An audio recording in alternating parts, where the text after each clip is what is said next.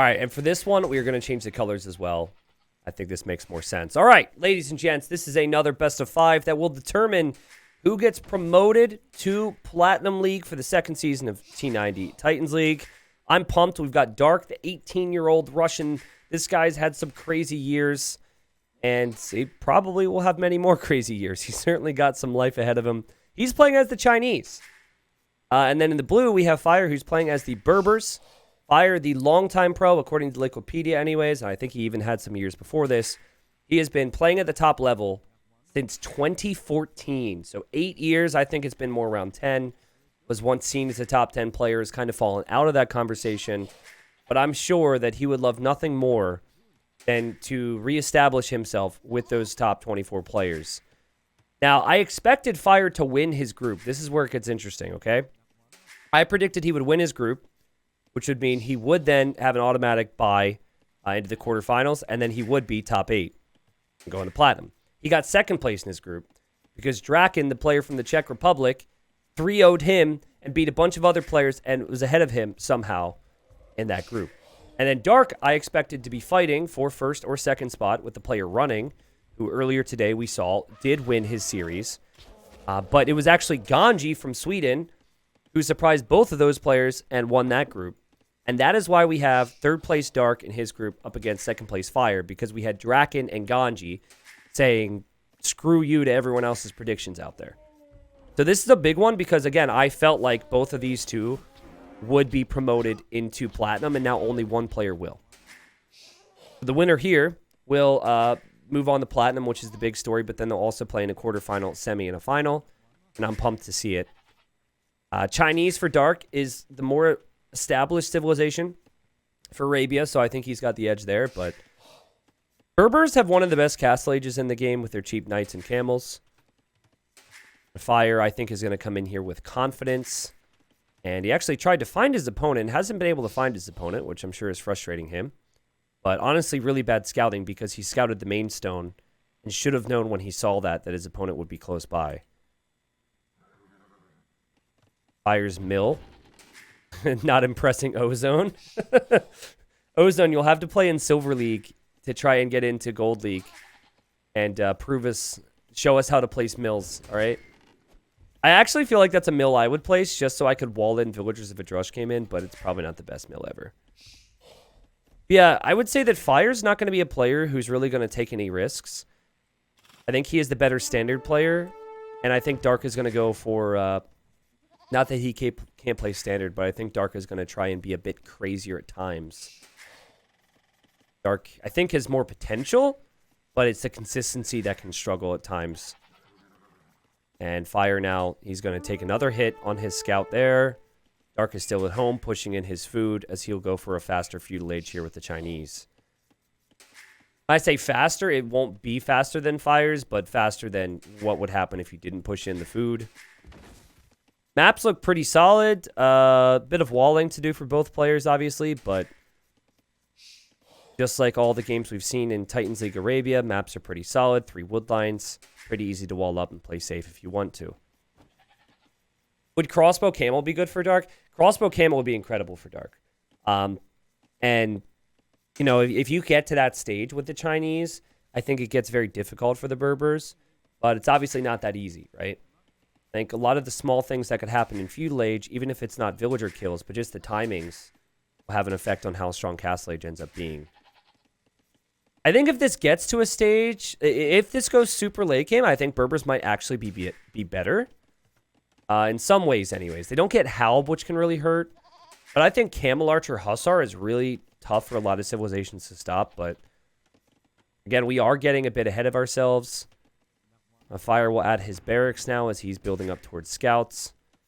And then we will probably have the barracks in a moment here for Dark as well. Also a scout build for him. No surprise. So will Dark run into the TC? No, he won't. He finds the gold. Also saw the wood line.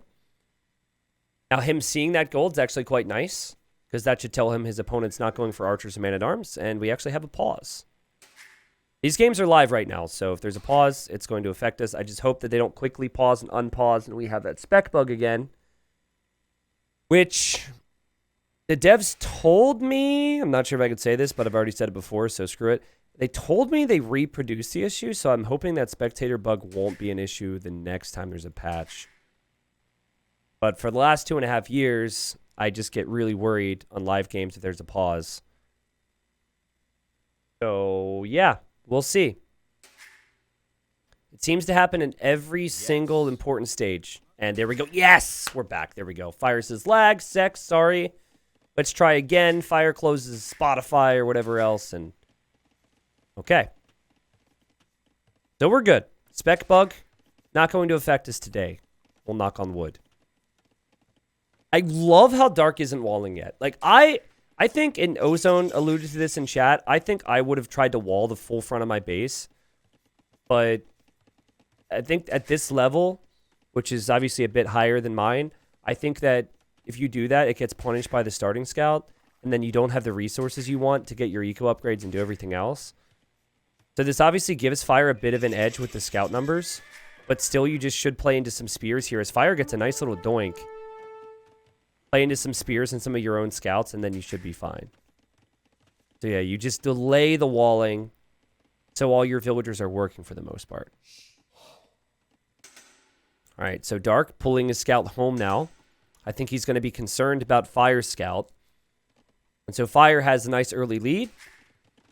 And now Fire is going to go for a wall behind this with 2 villagers, which shows that he's concerned. Maybe more than he even should be. And I can definitely see the walls for Fire securing pretty much every resource he would want. And I love this play as well. He's going with 2 forward spearmen. This is one of the most annoying things you can do to someone in a scout war. Because they're going to have 1 or 2 spearmen, but you match the spearman with your spearman, and look at that, man. Honestly, I think Dark should maybe wall in those 2 villagers, because more villagers could go down. The best thing you can really do is to... Oh my god! What? A freaking save there from Dark. And now he might even be able to save these villagers as well. Dang, now don't let it all go away here, Dark. Okay, wow, he finishes that. And Fire's still probably thinking, well, I'm harassing him and I'm walling up, so this is fine. But wow, that was ridiculous, man. That was a ridiculous save. And so now this villager's probably going to have to go home to build a farm. The villager lead that Chinese get at the start of the game has been maintained. The eco is also looking great. And Dark showing the skills that he has. I mean, you think quick walls like that, a lot of other names come to mind that are already in Platinum League. Good patience from Fire nonetheless, though. Fire is just going to wall up at home now before the scouts would counterattack. And he falls back more defensively. So that was impressive. I saw the villagers starting to fight. And in my brain, I said, that's bad for you. But he ended up making it happen somehow. And all right, Spearman v. Spearman. We now see the 4th Spearman for Fire. We'll see if anyone wants to go to gold early for some archers with this many spears. The walls look secure and completed on the front. I don't think there's any crazy holes here. Dark is concerned that Fire might end up showing up with the scouts, so he's just waiting with his own scouts. Fire trying to micro the weak spearman away will probably lead to him losing that. And Fire's scouts still looking for a hole, and there's not one. Now the spearmen are both just fighting each other here. Fire will eventually kill the spearman. Right now the KD is 1-0. Nothing too crazy. Fire would love a Vil pick, but he might not be able to find it here. Okay, so we are building up towards the next stage, and Fire's adding a range, and he's going to gold. So Fire forces opponent into spearman defense, and is going to try and counter that. And Berbers don't get Arbalest. So you don't really think Berbers and think that it's a civilization where you'll see, this villager could be exposed. But when you think Berbers, you don't normally think archers. But I actually really like it, because that's a lot of spearmen for Dark. And Dark's going for some walls as well, and the best way to punish walls sometimes is to go for archers. But Dark has played quite safe. Dark just assumed he could never do any damage to Fire with his scouts, and he assumed correctly. And he wants the big walls. He will actually have all of his golds secured. The only thing that he won't have with the walls would be the stone. Okay, scouts moving forward. Now, what's important about Fire's positioning with the archers is that the range is kind of hidden right now. And notice how Fire pulled the archers back on the right side of your screens? That's because he doesn't want Dark to know about this. And so Dark comes in. Dark goes to attack the wall. Doesn't see it. See how that positioning is so important there for Fire? Fire might want to squeak out with 2 archers. There he goes. He's not really going to invest into a lot of upgrades, but it is still something that can harass the walls. And Dark is still going to be preoccupied with walling all this. And I think if you wall this far away, you really do need to go for houses like he's doing. Spearman getting some hits there on the outside of the house. Dark pulling away. And Fire's hoping that he could push this. It feels like it's the perfect number of Spearmen for Dark to hold. I think he should be able to use his Vills. Or his Villager, I guess. Not multiple. But I think he should be able to force down houses if he's got problems with this. But I still love the Archer addition from Fire. It's definitely going to freak Dark out a little bit. And there Dark is just partially building these. And Dark is going to go second stable, most likely. He's going to go Knights. These scouts are attacking. They're close to coming in. Fire going for the house. And guys, both these players are playing some fantastic Age of Empires here. Those scouts could have easily gotten in. Dark just holding for now. We'll probably need to bring his scouts back. Let's see if he notices this, because I would probably lose my scouts here. Spearman getting a hit. Dark's distracted. He loses 1. It was a bit greedy to try and go for all these walls here. But still no fletching for Fire. And uh-oh. He's got 1 archer. Oh, he's got 2 archers. I'm blind. Never mind. That could actually be an issue. Villager's still going to stick around and just place a couple more houses, though. If fletching was in, this wouldn't be possible. But Fire didn't want to go for fletching because I think he wants to go stable units. Honestly, all that said, I don't really know. Fire's saving a lot of wood right now, so I think Fire will just go for a boom. Fire is the perfect definition of a player who is so... There's a hole there. Is there not? Okay, Fire's so clean that sometimes it can get, like, not boring, but it's predictable, right? And some people consider predictable boring, but he's so solid in how he plays the game. Very rarely makes mistakes. And now this Villager's going to run home on 4 HP. Dark is going to send his first batch of Knights home. He's got 2 stables. He's adding the second town center. And yeah, this should be dealt with no problem. Fire adds his TC.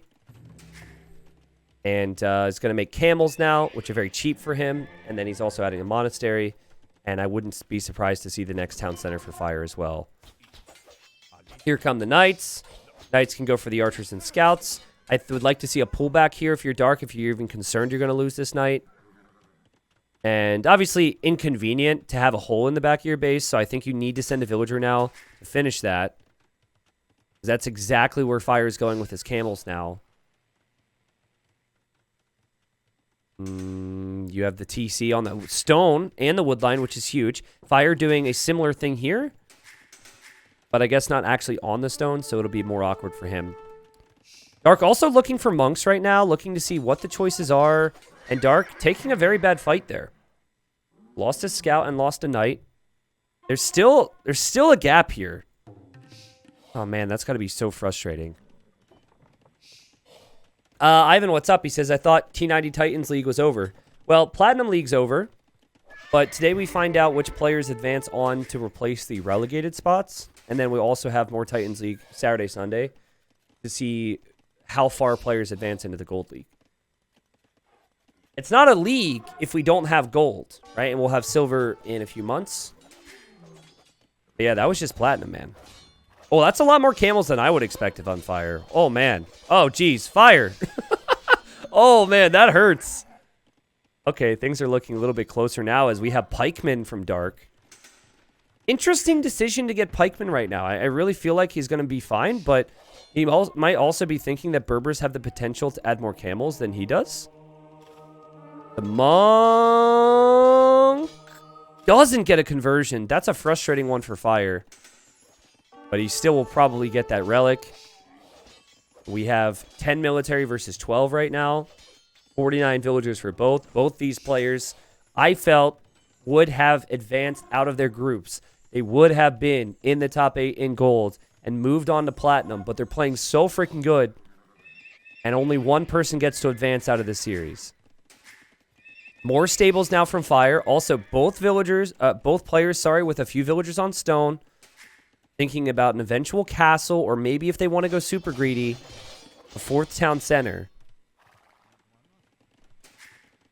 I don't like how little farming eco Fire has at the moment. Like, the farming eco looks a lot better for Dark, as Dark will get relic number 1. Spearman and Archer is pretty unimportant. This gets rewalled by Dark. There is a 16-year gap between the ages of these two, which is also wild. Yet Fire's been a pro for like 10 years. Dark's been a pro for about 2. That stable position's interesting, right? Like, if Dark were to ever snowball a position, those stables would likely go down very fast because they're on the bottom of the hill. But that also tells Dark that more production's coming from Fire. And so he's now adding a second barracks, but I think it's going to take a bit of time to get the pikeman numbers rolling. So I think the pikeman switch makes sense, and I can understand the thinking, but it's very tricky if Fire gets stone, because Fire could then drop a castle, and once Camel Archers come out, suddenly the pikeman play isn't quite as exciting. We'll see. By the way, TTL should have had Dark League, Feudal League, Castle, and Imp League instead of... Nah. It is funny, but it just doesn't sound as professional. And if I go to a sponsor in the future and say, hey, do you want to sponsor the Feudal League? I think, you know, it's already kind of awkward with sponsors with AoE 2. I think it would just make it more awkward. Nice conversion attempts here for Fire. He got 1 or 2. Dark's got 1 now, but Fire's got so many monks. He's got so many monks, and he has more camel production. And the pikemen are nowhere to be seen right now. I think Fire is comfortable enough to add the 4 TC because he knows he's going to clear up the majority of these camels. Dark does kill monks, but that's just because Dark says, okay, I'm not making stable units anymore anyways. So let's just forget about those units and kill as many monks as possible. 75 vills for both. Another monk could die. Okay, so that was actually really good. He killed like 4 monks there. The Fire is kind of full camel as his opponent now has pikeman monk. Dark, you can tell he wants to get a conversion here, but he realized too late. He knows Fire was going to attempt to go in for the monk. Gets the monk. Got 7 pikes with 5 on the way. Pikeman pretty strong against camels. And Fire still doesn't have that castle yet. That 4th TC has delayed his castle, and now he's going for a market. Now, if I'm Dark, this is the hill that wins you the game. You want to pike push, siege push, castle drop this area right here. It's right next to Fire's new TC, and it's right next to all of Fire's golds. And honestly, I mean, the way you've walled up protects all your golds in the back, right? Even the extra stone. Like, it's such an amazing base for him. Also, Dark about to get relic number 3 back home. But Fire's going to drop the castle there. Now, I like the castle. I was about to say, man, if you could have only placed it here. But a moment ago, he just saw pikes. And while the pikes are out of position, I don't think you want to overextend and then have the castle be denied. Okay, so Dark has the resources to go Imperial Age, though. Here he comes. This castle will not be denied, but it's still not an awful fight to take. And there's Imp now for Dark. Okay, so where do you place this castle, then? I think I would still want it here, maybe? Here seems a little risky, because now Camel Archers can start to be created. So the sooner you place this castle, the better. Conversion for Dark at home. Converted a camel. Dark going for conversion on the hill. Won't get a conversion. Will get a conversion. Won't get a conversion. Will get a conversion. Should get a conversion. Gets the conversion. Camel Archer number 2 and number 3 on the way for Fire. Still hasn't clicked up to Imp. And now Dark is running to the hill. And oh my god, he's actually going to place it there as he goes for these quick gates. Oh my god. I mean, if he sends enough fills, he can get it. Oh, geez, this is crazy. Oh god, where are you going with your villagers? Oh my god, he misclicked. I think he sent his villagers where he wanted to send the pikemen. Okay, now he's going to place it there, which is a little bit safer. But, oh, it's so painful. You've got monks that could get conversions and heal. Dark. Oh, God. He almost needs more vills here, I think. Fire's trying to weaken down the vills or focus down the vills with the knights. The camel archers are also going to hit the pikes as this is happening. The castle's at 55%. It's so awkward for him, but I think if he were to send a couple more, he could do it. Also, he has to deal with some raids right now, which he will deal with.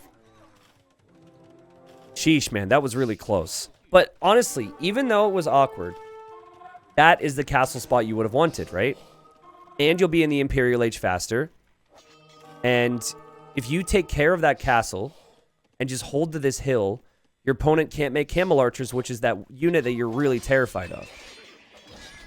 Now look at Fire, though. Fire knows that this is a tough unit to be countered right now, these camel archers. So he also will now know that he's behind to the Imperial Age because he sees Imp comes in for Dark. So he's going to try everything he can to just keep all the pikemen here so he doesn't have to deal with them at home. I would love to see these villagers maybe consider the next castle just right here next to this stone. I understand what Dark's thinking. There's a lot of resources over here as well. So he's making outposts, but that's a little risky. The Fire could actually run in here if he wishes to. First trebuchet will be on the way. These villagers are now running away from the camel archers that didn't have ballistics. Now Casba's in here for Fire. And he's going to castle over here. Again, I really feel like this is the area for the castle if you're Dark. But he does need to still defend from this. He's actually switching into Arbalest. So he doesn't really have an answer to this right now. Second treb on the way. Fire still 45 seconds from the next age. Halb is also coming in. A lot of pikemen pulling back. Fire hoping to raid with some light cav. I like that move. And that was actually Dark with the 4th relic. He has the monk with the relic inside the monastery right now. It does seem like the switch is a little late at first when you think about it from Dark's perspective. But honestly, it's quite clutch because he had ballistics already too. He's got the ranges. I mean, he just needs to queue the units and he'll be fine. And having that hill is such a big thing for him as the 3rd treb's now on the way. I'm still very curious, though, where he wants to place the next castle. And also, he's really struggling to deal with the light cav streaming in. So, if Fire could continue that, maybe he could distract from the hill. This raid has definitely kept Fire in this game, I feel. And the castle is going to be here. That could be denied. He doesn't have army there. He does not have army there, and Fire is going to have the camel archers. I don't think that castle goes up. Now, does he know Fire has that castle there? He knows it was on the way. But that will be denied. So this is all because of the raids. It's very easy to look at that and say, what are you doing? It's because he's distracted. But man, still such a tough position for Fire to be in. But he desperately needs to push this hill back. So another light cav just randomly running around. Look at all this army from Dark. All this army needs to be on this hill. And he lost the trebuchet there, but here he comes. Arbalest in queue. We'll have 20 soon with 27 halbs. Fire's actually made some Genitors combined with the camel archers and is making a castle here. Still feel like this is the win condition for Fire. He needs to continue to try and get raids in. Oh man, another couple of trebuchets are exposed. Dark's so excited. You can tell he's sending Vils, sending his Arbs, sending his Halbs. He so badly wants to snowball this push against his castle. He doesn't have to necessarily win the game by snowballing this push, but with this massive hill in the middle, it's got to be the most important area. And now Fire's got bombard cannons, something the Chinese cannot get. And the Arbalests are still on the way. The Halbs are still on the way. It's all trickling in. See if what Fire does here. You can tell Dark noticed. Dark actually used his trebs against the bombard cannon. And Dark actually gets his castle up. Oh, jeez. These villagers are looping around for some reason. Fire is massing light cav. He needs to take care of this castle. There's 2 trebs about to be 4 in a moment. Actually, 3 trebs about to be 4. As Dark finally is able to regroup. And Dark is also going to castle this. Look at Dark's vision, guys. He knows about the extra golds. He knows about all the important hills. He's already secured the middle one. Fire lost a castle earlier. He could lose this castle here. And if Fire loses this castle, he doesn't have repair vills. If this castle goes down, he can't make many more camel archers. We have architecture on the way for Dark. 60 military for him, 200 pop. Feels like he's also going to get his Halb upgrades as well, and it's looking worse and worse and worse for Fire. The 18-year-old Dark with an amazing opening this series. And amazing map control for the late game. Now, a big change we made with TTL Arabia is we added more hills, particularly in the neutral areas, not necessarily next to the player bases. And so this massive hill in the middle was the first thing that Dark saw in Castle Age that he felt he needed to focus on. And who can blame him, man? So, like, technically Fire's on Camel Archer, and then he's going to work his way towards Hussar, but I don't know if he can easily work his way past these castles at the moment. The bombard cannons need to be dealt with, but I think with this extra stone, Dark can hold this area and just repair it. And normally the switch now in Dark's position would be Light Cav or some type of stable play to be able to snipe the siege easily. But he says, screw that, let's go for Elite Chukunu. Dang. Dark has played like a beast in this game. And I don't think Fire played bad, but I did say when I saw the Civ draft that it didn't really look like Fire had an S-tier civilization for Arabia. And Fire wasn't really that aggressive in early Castle Age, which I feel is what Berbers can shine in. He kind of built up towards Imp, and I think if you build up towards Imp, the Chinese can always... well, they will always show their strengths. More outposts for Dark. He'll know there's a castle there that he can maybe trap down now. The siege workshops for Fire have 6 bombard cannons in queue. He's about to lose one of those workshops. And actually, when a bombard cannon was at 90%, he lost the workshop. Genitors are a tanky skirmisher unit with the Berbers, but I really don't think they're that good.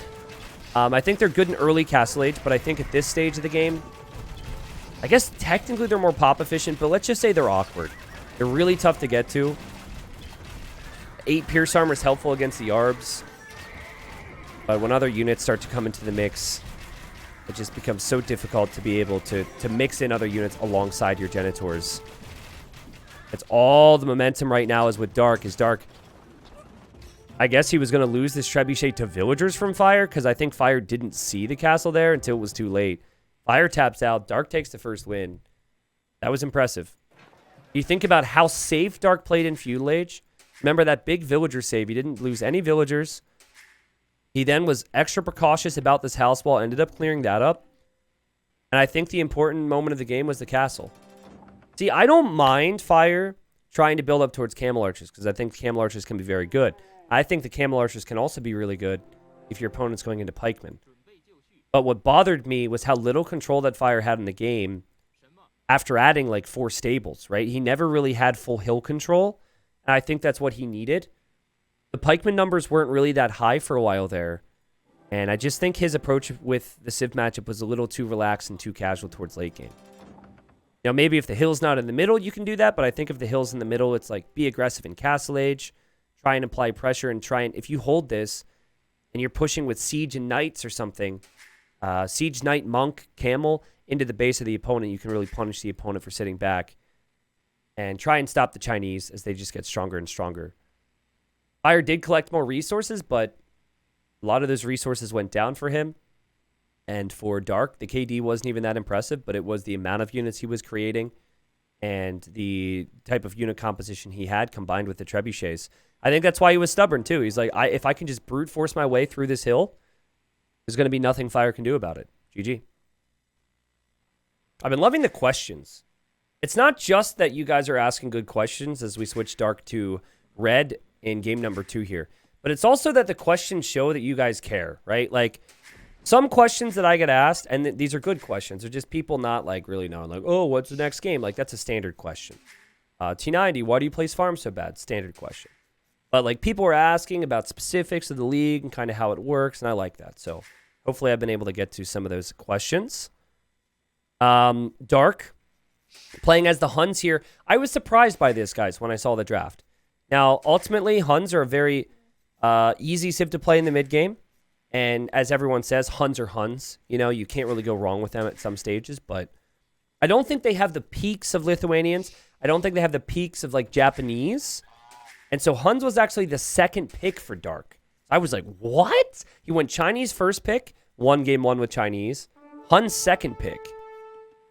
He also runs forward here with his scout, which is kind of funny because the Lithuanians don't have a ton of villagers underneath their TC at this stage because the meta with Lithuanians is to go for the 4 on wood really early. That way you can rush the dock. So, yeah, maybe that's the strat. Maybe Dark wanted to deny Fire's dock.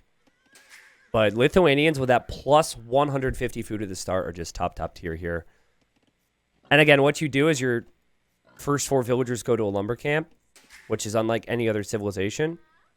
And then you end up sending your villager to dock at this time, and so you get a lead with the fishing ships. But yeah, Dark trying to lame. You know, he doesn't really have anything special to do with his civs build. It's fairly standard.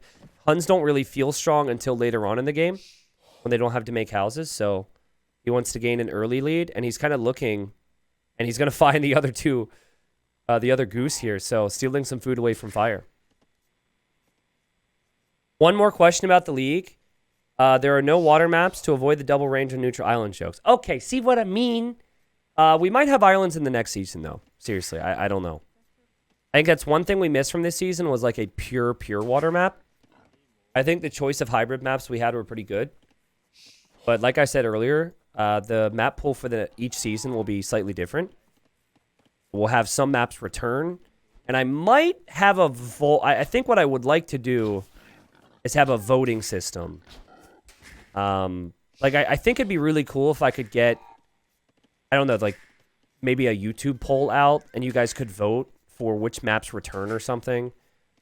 It's always a little risky doing votes because you never really know what you're going to get. So I think we would have to be very selective ourselves before doing that. But 5 to 6 maps repeat every season. 5 to 6 maps rotate in. So we'll see. But yeah, Fire's got a crazy lead. So you use that extra food count to get ahead in the fishing ships. And that's absolutely insane. And if this dock gets denied, it could honestly be GG. If that dock would get denied, it would be a massive situation here. And I guess Fire didn't see the dock foundation placed at all. Didn't see the Vil. I think he's checking, though. Yeah. And so it's good that Dark walled in his villager. And this is kind of a small thing, but just not being walled into the shorefish is super annoying here. Because normally, you complete your dock, and then you go take the shorefish. If Fire wants to be a pest, he could just stay here. But, okay. Now Fire's going to be like, oh, I can attack the Vil? Nope. Scout arrives. Villagers on shorefish, no problem.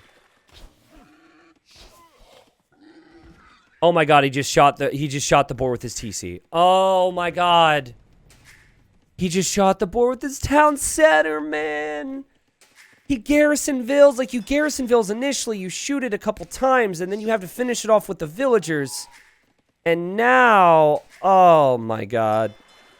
That's so bad. Like, you're already in here playing with a civ disadvantage, I would say.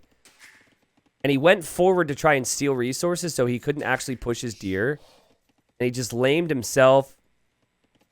And now Dark, he'll know his chances to win this game have gone way down. I guess on the bright side, you do have the recovery with the fish, but it's so delayed compared to what Lithuanians could do. Like, look, Fire's already up, man. Fire's already up. Fire's going to gold. Fire's adding a barracks. And Fire's had 4 fishing ships on water for quite some time. Let's look at the food brought in. Yeah, food and wood count is higher, and Fire's on the way to feudal.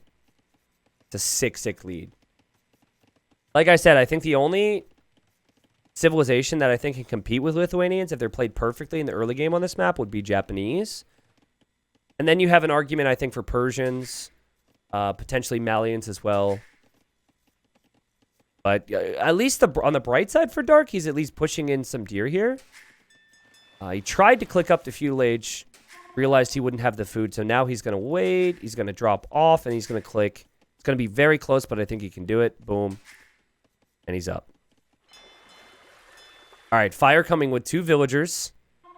This might be a tower situation into a dock. He's got militia on the way. He's using that faster uptime to his advantage. And I think he knows this wood line's being taken. But it also could just be 2 villagers to build the range, and then maybe he wants to dock this pond and just take out the fish. We do actually have Dark in the north, and this is when Huns start to be very strong, right? Not having to make houses now. And the Lithuanians have benefited from their start. But if Fire doesn't get a lot of kills from it, suddenly it's a very different situation. Dark looking. He's also checking with the fishing ship.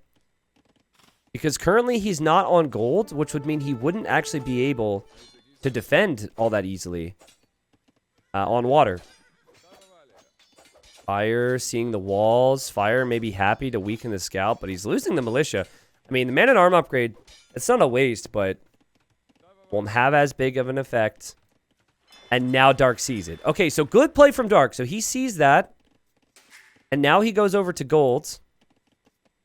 And eventually he's going to need archers as well. Oh, man, this is so good for Fire, man. Oh, wait. Wait, what is this? No way. Fire thinks he has a free fish boom and Dark is down here. What? Yo, that's so sick. Also, Fire, you can run right by here. He can't garrison anything in his TC because he doesn't have anything there. Dang. Now, I don't know if he can produce to defend his own fish and also to hit Fire's fish right now. Andy's going to get hit with the tower. Andy just lost his scout. Andy's got man-at-arms, so this is just incredibly difficult to execute. But he's got a chance. He is making the Fire Galley, and Fire still hasn't noticed. Honestly, with the way this game has gone, I would never expect a dock. I wouldn't even look for it. Right side for Dark, he can now relocate to another wood line if he notices. Bad thing for him is having to place a new lumber camp and being off wood for so long means he doesn't have archers yet. So neither does Fire. You definitely are going to want to squeak out some fishing ships up here, as Dark is now doing that, because you're probably going to lose your ponds. But, okay, now Fire reacts, so Fire might lose a couple fishing ships here. We'll see. We'll see. Oh, God, the man-at-arms got through, but now they've been walled again. The starting scout from Fire has been beastly. It's 2 kills, 0 deaths. Very stressful game. Fire goes in to attack another Vill with the starting scout. Could kill the villager as well. Dark is clearly focused here. And Fire is actually going to repair his fishing ships as he waits for his fires to arrive. And there Dark loses his villager. 3-0 Eco KD. And now here you have Fire winning on water. And Dark has to repair this now. So he's got to send Vills back over to repair. Here he's taken out 1. And that might be it with fishing ships. Well played from Fire to repair. You don't see that every day. More walls from Dark because the man-at-arms got through. Fire didn't even realize he was through. And now Fire's repairing as well. This is a crazy game, but Fire, he needs it. He's got it. And I think he's about to clear this pond. And if he clears this pond and then also defends his own pond, this will be huge for him. Look at these villagers hammer away, though. They're hammering into the water and somehow repairing the ship. They're actually also blocking the fire. There is a demo coming out. Oh my god! No way that just happened. No way that just happened. Fire now has to repair again. Gets his repair in time. This is crazy, guys. This is absolutely insane. And it's a close game. What a great recovery from Dark. The fact that he could still threaten Fire here and still defend is insane. Now he's got archers. Fire does have a range at home. Fire could maybe do the same. This is a ridiculous game. Like, both players have played so freaking sick, man. And Dark also shot his boar with his TC. I would have been dead already. This game I expected to be like 15 minutes. Because Fire's pressure has been perfect. From the micro with the starting scout, to the repairs and the fires, to the recognition down here that he needs to snipe the repairville, and defending his own pond, which he will do. I've been impressed. Now Dark is being sneaky to try and find some of those fishing ships. Fire will notice that. The villager ends up going down. And fishing ships go down here, but we do also have fishing ships here. And look at Fire now. He's checking, and he'll see this dock. And I think Fire will likely send an archer here now, so we can maybe kill that villager. Dark is now out of his stable to get some pressure in on land. So I still prefer the position for Fire, but it's not like he's got this massive fish boom over his opponent. And, okay, this villager will end up going down. But Honestly, I think that with scouts and archers coming out across the map right now, and wow, we have docks from both in the south. This is anyone's game. 2 scouts, 2 archers could pretty much end Fire's day here. I mean, it's not that crazy. Okay, Dark quick-walled earlier in the series. And he's going to have to quick-wall now, and he traps the Vil! He says, you can stay there and think about what you've done. This kid's insane, man. He's insane. All right, so now there's an archer on the way, though, so he still has to complete the dock. That may or may not happen there. And the scouts pick off a skirmisher, and Dark's going to follow this up now with another scout. Also, he's losing his dock in the north, which is a really big deal, because then his fishing ships will be idle. That's an amazing play. And this is also a great play from Fire to immediately stop this. So now Fire, who's also adding a galley, might have the southern pond. He's defended the eastern pond. And he's denying all that fishing potential for Dark in the north. At least I believe so. And another villager, or is that the same villager? Okay, the same villager is still running. This is an insane game. Again, like I said, both of these players I expected to win their groups and make it into Platinum, and you're seeing why. The scouts kill the archer. I don't think that villager will be able to finish the dock, but maybe a new villager could. Who knows?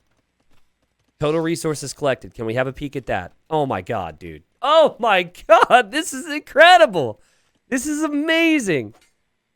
That villager from Fire goes down. And the scouts are just going to... Oh, there's another villager there. Wow, I didn't see him. He was blending in. I don't think Fire knew either. But you can kind of see the, like, old age versus new age players. Oh, don't tell me Fire's actually going to check.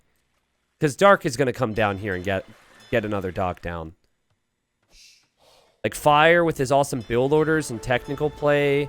But then Dark with, like, the highlight moments, like the quick walls and the aggression.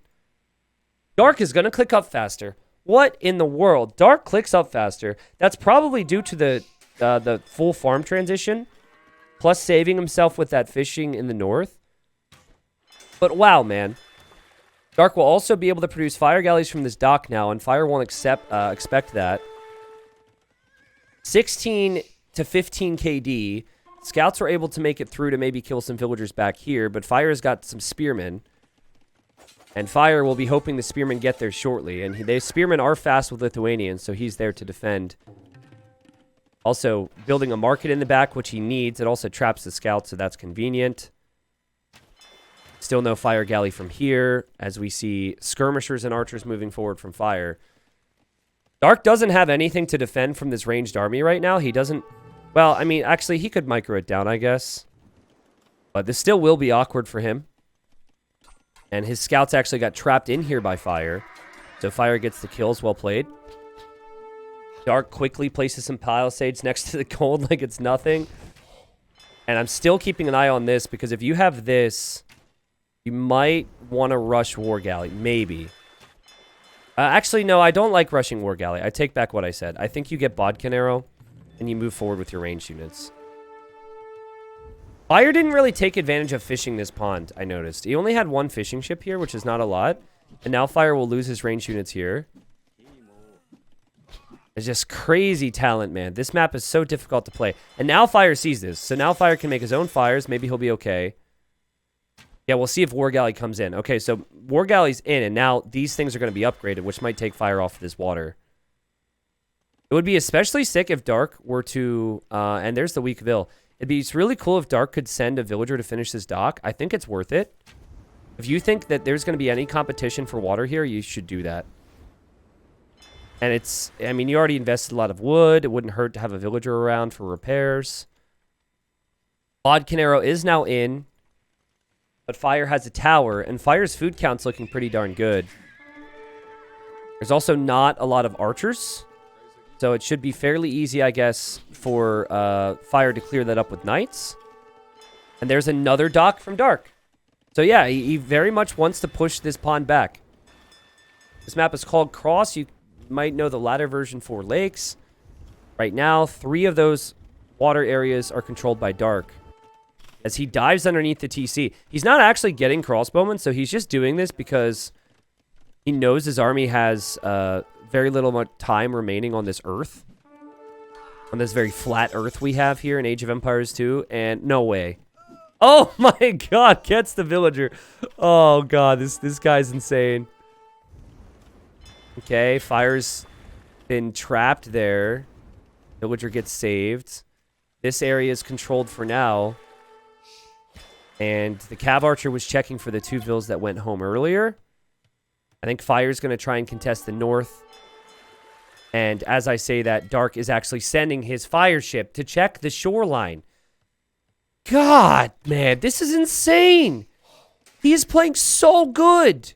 So good. Now, the dock could still go up and whatnot, and Fire could push all this back because he's Lithuanians and he's got knights, but, like, this match is unbelievable to me. And these are players that, by the way, didn't win their group in Gold League. They did not win the group. We had 2nd place Fire. We had 3rd place Dark. Here comes the Cav Archers. It's not how you play in ranked games either. It's how can you play, you know how good the opponent is and how much is on the line here. You get promoted if you win this series. I'd be playing so much worse than my peak. But some players, when the pressure's on, play better. Dark camped the opening here, so it couldn't be re-walled. Getting more and more snipes now. This is where the Huns start to feel beastly.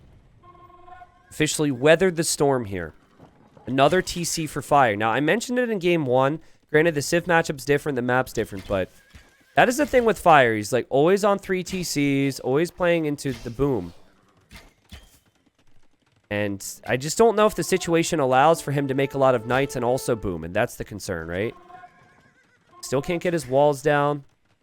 Doesn't have that much farming eco. But Dark is also playing wide open. And let's see what Dark does when he doesn't see the knights from Fire. Because Fire has essentially said, well, what are you going to do? Kill a farmer? Cool, I'll just relocate and hide underneath TCs. Here comes the counterattack from Fire. This is such a good move. Dark is adding a monastery at home to convert any knights, but you need some crazy quick walls here. You cannot house wall. You cannot house wall. And he goes for the stone gate, but the knights are in. The knights are in, and now this army's not doing anything. What a great decision from Fire. Now, fortunately for Dark, he has the TC, but he will lose villagers. The eco KD and the total KD is like dead even. But there's a lot more work to do to deal with a Knight raid than a Cav Archer raid. Especially when you can't house wall. This is where having Huns could be a bit awkward. As he has to go home now. Beautiful job with the palisade walls, but needs to build more. And he's not going to get them down. And Fire gets more kills. And now Fire can start to breathe. Now Fire can deal with this. And I'm liking Fire's position more and more now. Also could get relics with the Lithuanians. The Fire says, be impressed with me, T90. I'm right back in this game. What a sick game this is, man. This is beautiful. Cav Archer behind the wood line to be annoying. That will likely get dealt with. And then the knights just leave. All right. See if a conversion comes in. Is Dark paying attention here? And there's a million things happening. Oh, that's awkward. Okay, well, there you go. You got the conversion. Monk will go down. If Fire would have noticed, obviously the monk dies, though. More villagers going down over here, as we saw a very greedy 4th TC attempt here for Dark. And I think Fire noticed that. But I don't know if they're fully walled there, are they? Maybe they are. It kind of protects the gold and the relic. Plus, the Cav Archers do have Thumb Ring. Once Ballistics is in, this Cav Archer mass is no joke. So Fire needs to snag as many relics as possible and get his eco so he can go into skirms. And for that, he needs a lot of farming eco because clearly he doesn't necessarily have the fish. Huns aren't spending a lot of food on their army. That's the beauty of Huns too, is just like very easy to just rely on like 8 fishing ships to keep a couple TCs pumping. And more knights had come in here for Fire. Who has killed more villagers in this game. Probably has the better army composition, too, if he can get to knight and skirmishers, but it's also a lot more difficult to get to. Yeah, Fire built these fish traps pretty far away, but he's moving really fast right now, so you guys like to focus on farm positions and fish trap positions, man, but they have to do everything else, and just passing. Villagers just like that are going to start going down. Also, Fire noticed that monk. Also, Cav Archers did kill villagers over here, so Dark was probably like, I'm beasting it up, and then realized, oh, that's why he's not paying attention. Still no ballistics, by the way. The Fire is being super annoying here. Fire dives in for Vills and Cav Archers because the numbers aren't right. Runs on by yet again. This Cav Archer mass is looking for damage. Now Ballistics is on the way. 77 villagers versus 75. Look at the idle TC time for Dark. And try not to be amazed. That's right. Try not to be amazed. 45 seconds of TC idle time. Unbelievable. Obviously, he's losing Vills, but he's producing them all the time. Oh, trying to trap the Knights. Oh, he can't get it. Fire's being such a pest. But it's at the point now where if the Cav Archers find Knights, the Knights go down. And so I think you really need to have something more if you're Fire soon. And he says, how about maybe a defensive castle as he goes for a TC on the stone. Fire raids here. The second Fire sees these Cav Archers run away, I guarantee you he's going to run in again with those Knights. 125 population versus 111. Fire has 1 relic. And now he's getting +2 attack. Remember, +1 attack onto the Knights for every relic they have.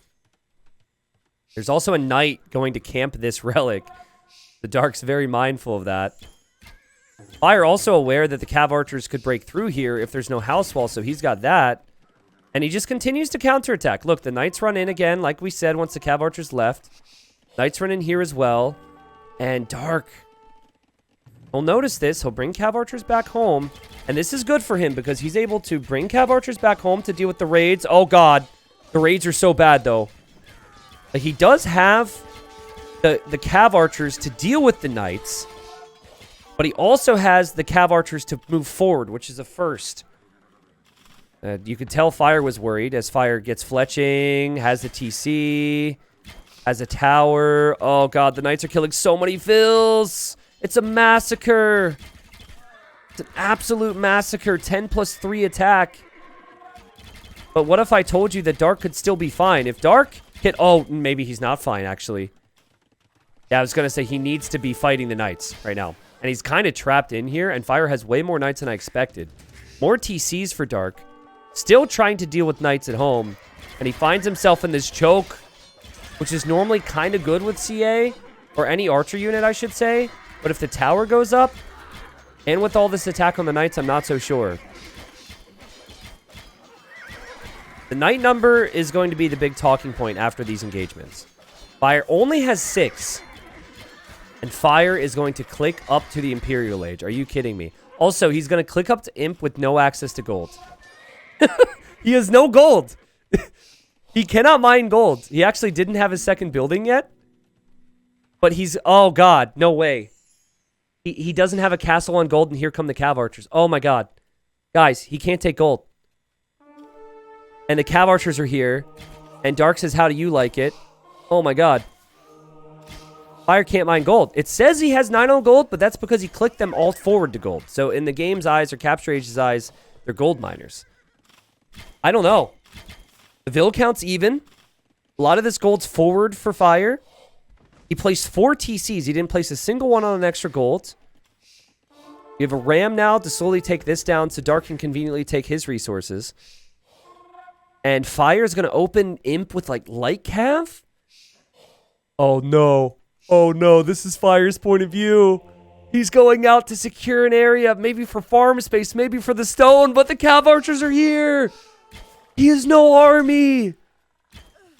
He lost a lot of Knights to kill those villagers.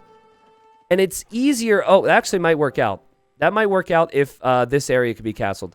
But it's easier to mass the Cav Archers than it is the Knights. Oh, boy. Oh, no. Now, Dark must realize this. Now, he doesn't know the gold's finished here, but he must realize that he needs to hold the map control. And will this monk see the castle foundation? If it's a no, Fire's still got a chance, and it's a no. Because Dark wants to get that relic. And you can't blame him for that. Also, market gate wall, crazy gates as he's chasing down the Knights. It's still not a great spot for Fire, but Fire will still be alive because he can castle that gold. And we will have a castle there for Dark. But again, Dark's doing this most likely thinking that Fire is not able to take it. As Fire snipes the Ram. I think the Cav Archers could honestly just take out the tower now. Yeah. Oh, man. I mean, all these vills could die, right? Dark might want to cancel this castle. If he sees that Fire's an imp, he might... Yeah, he just cancels it.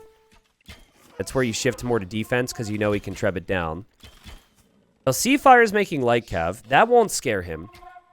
If you haven't seen Skirm and you haven't seen Knights, I don't think you'd be too bothered. But we should also mention that Fire's an incredible player with raids.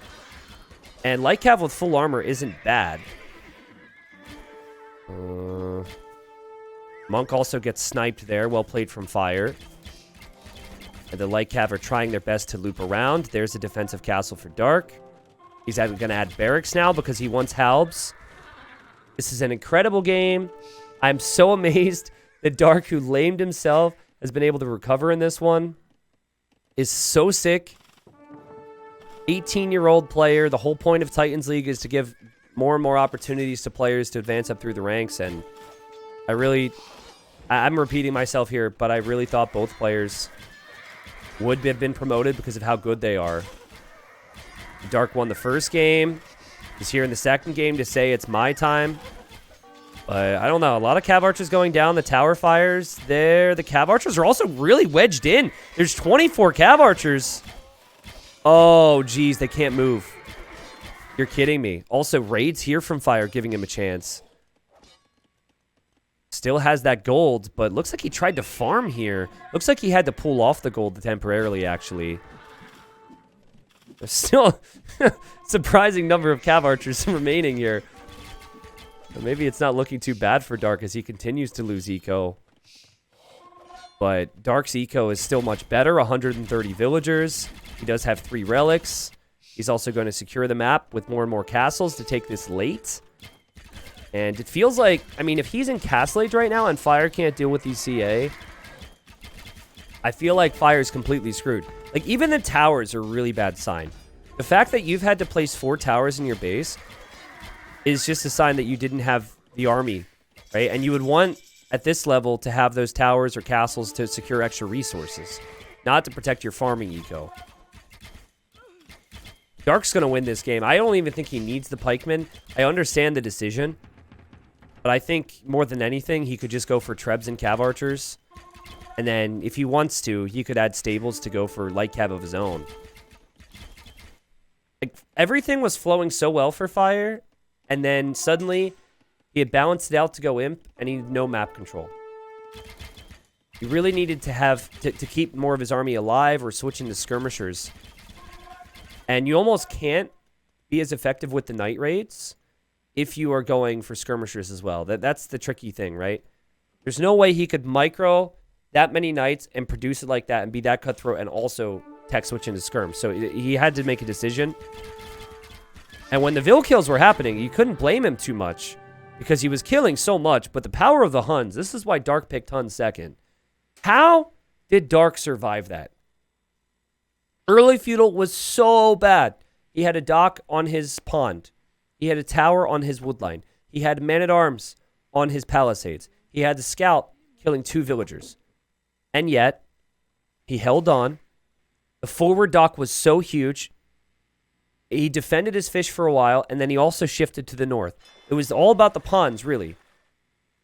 Taking the pond in the north to fish to recover, heading to Fire's pond to distract him there, and then eventually, of course, he won the south. Such sick transitions from him, man. I honestly can't believe it because Fire's opening was the dream. Not to mention that Dark killed his own boar with his town center. Holy crap, man. Well, it's an amazing game, and now it's looking good for Dark to possibly get promoted to the Big Boys League in Platinum next season. He had 51,000 resources collected there. More wood, more gold, more stone. Didn't have as much food as Fire. I think Imp was a bit of a bait there for Fire. I think instead of using that 1,000 food and 800 gold to go Imp, and I could kind of tell that he realized the gold situation a little too late. It didn't dawn on him until he had already decided to go Imp. But I think he used that to produce more knights and or get upgrades to maybe switch into skirms and you try and stay in Castle Age. But if you try and stay in Castle Age with a guy who's got like 5 TCs and probably has the better all-in Castle Age civilization, it's tricky. Fire definitely felt like he needed to play into power spikes with the Knights and the Relics. Didn't happen. He only got one Relic. And then maybe he felt like he needed to go into the Imperial Age faster to take advantage of some of his unique techs or just like his faster skirms in general. We're here game 3. Fire as the Byzantines. And in the red, we've got Vikings here. Michael says, just saying, if anyone in Platinum can't make it next league, you should add whoever loses here so they both make it. Well, if that were to happen, which I don't think will happen, we would have to use results. We would not pick favorites and say, hey, this guy deserves this or that, right? Like, that's the trick. That's the amazing thing about a league, right? Going into this event, I had, like, some players saying, yeah, this person deserves to be in that. That ranking's bad. And I'm like, well, then let the results show it, right? And so you had, like, Fire and Dark had a whole group stage to show that they could have been first and, quote-unquote, deserving of Platinum. It's not just about this. It's not about reputation. It's not how good you play in a cross game. It's not like that. And that's what's cool about a league, because you have a player in Ganji who won the group with Dark. Nobody expected that. So he's promoted because of awesome group stage. And then you had, Draken, the other example, in Fire's group. Draken 3-0'd Fire. That's wild. Anyways, but yeah, I mean, both players, it would definitely be seen as a bit of a heartbreaker for either of them not to win and not to advance into Platinum because of how solid they are. Dark has come forward. He wants to finish this guy off early, and he's going to fight with the Scout. And he will then notice that Fire brought a Villager, and he runs away. So, not only an early laming attempt here for Dark, but maybe an early kill? I never win those. And Dark will now be very concerned because he will have to use villagers to find his buffalo. Thankfully for him, though, he does actually know where his buffalo are. But maybe that's the break that Fire needed there. Fire's Scout now on 3 HP. So he can collect his resources. He can scout where Dark is. Dark has an idea of where Fire is. But Dark will very literally be in the dark. And he won't be able to fire. Get it? Because he can't make fires because he's Vikings. Anyways, lots of different jokes we can make here. Yeah, the decision at this point is, do you go Dock or do you go Barracks, typically? I think Byzantines are always going to want to play into Feudal Age Water against the Vikings because the Byzantines get faster firing fire ships, and the Vikings don't even get fire ships. So Dark is coming out with the Vil. Almost seems like Dark will want to go for a Dock. And... Doink! The Scout goes down, so they're both Scoutless. Fire's going to be really annoyed with himself because he just must have looked home at the wrong time there. But I guess it's positive that he at least knows where the dock is, because if he sees the dock, he knows there'll be fish, but also he knows that the opponent is most likely near where that dock is. So both players losing the Scout. I guess I would prefer Fire's position still. And I would definitely prefer Fire's position in early Feudal in this matchup. But yeah, I'm excited. Also, lovely little move here from Fire to use his Villager on the Shorefish. Both players can freely do that without having to research Loom now. Whereas if the Scouts were alive on full HP, you wouldn't be able to do that. Also, if the Scouts were on full HP, they could attack the fishing ships. And so there won't be any shenanigans there. Will you be doing Silver League, Mr. T90? Will I be covering it? Yes. Will I be playing in it? Probably also yes. As for will I prepare and be able to sink a lot of time into trying to improve for it, I have no clue. Most likely no. But we'll see when that time comes. Okay, so now Dark is going to send a Villager forward. And again, if I were Vikings, I would not want to go fast Feudal against Byzantine fire ships because there's just no way you do anything with that. So he's just walking forward with a Vil, which to me feels like forward Barracks territory. Okay, finds these Buffalo, which Fire did not find. You might also try and build it in the back of Fire's base. Like right here or something, but it's always... You never really want to sneak Villagers up against the Byzantines because they get free Town Watch in the next stage. Okay, there's the Barracks. Interesting.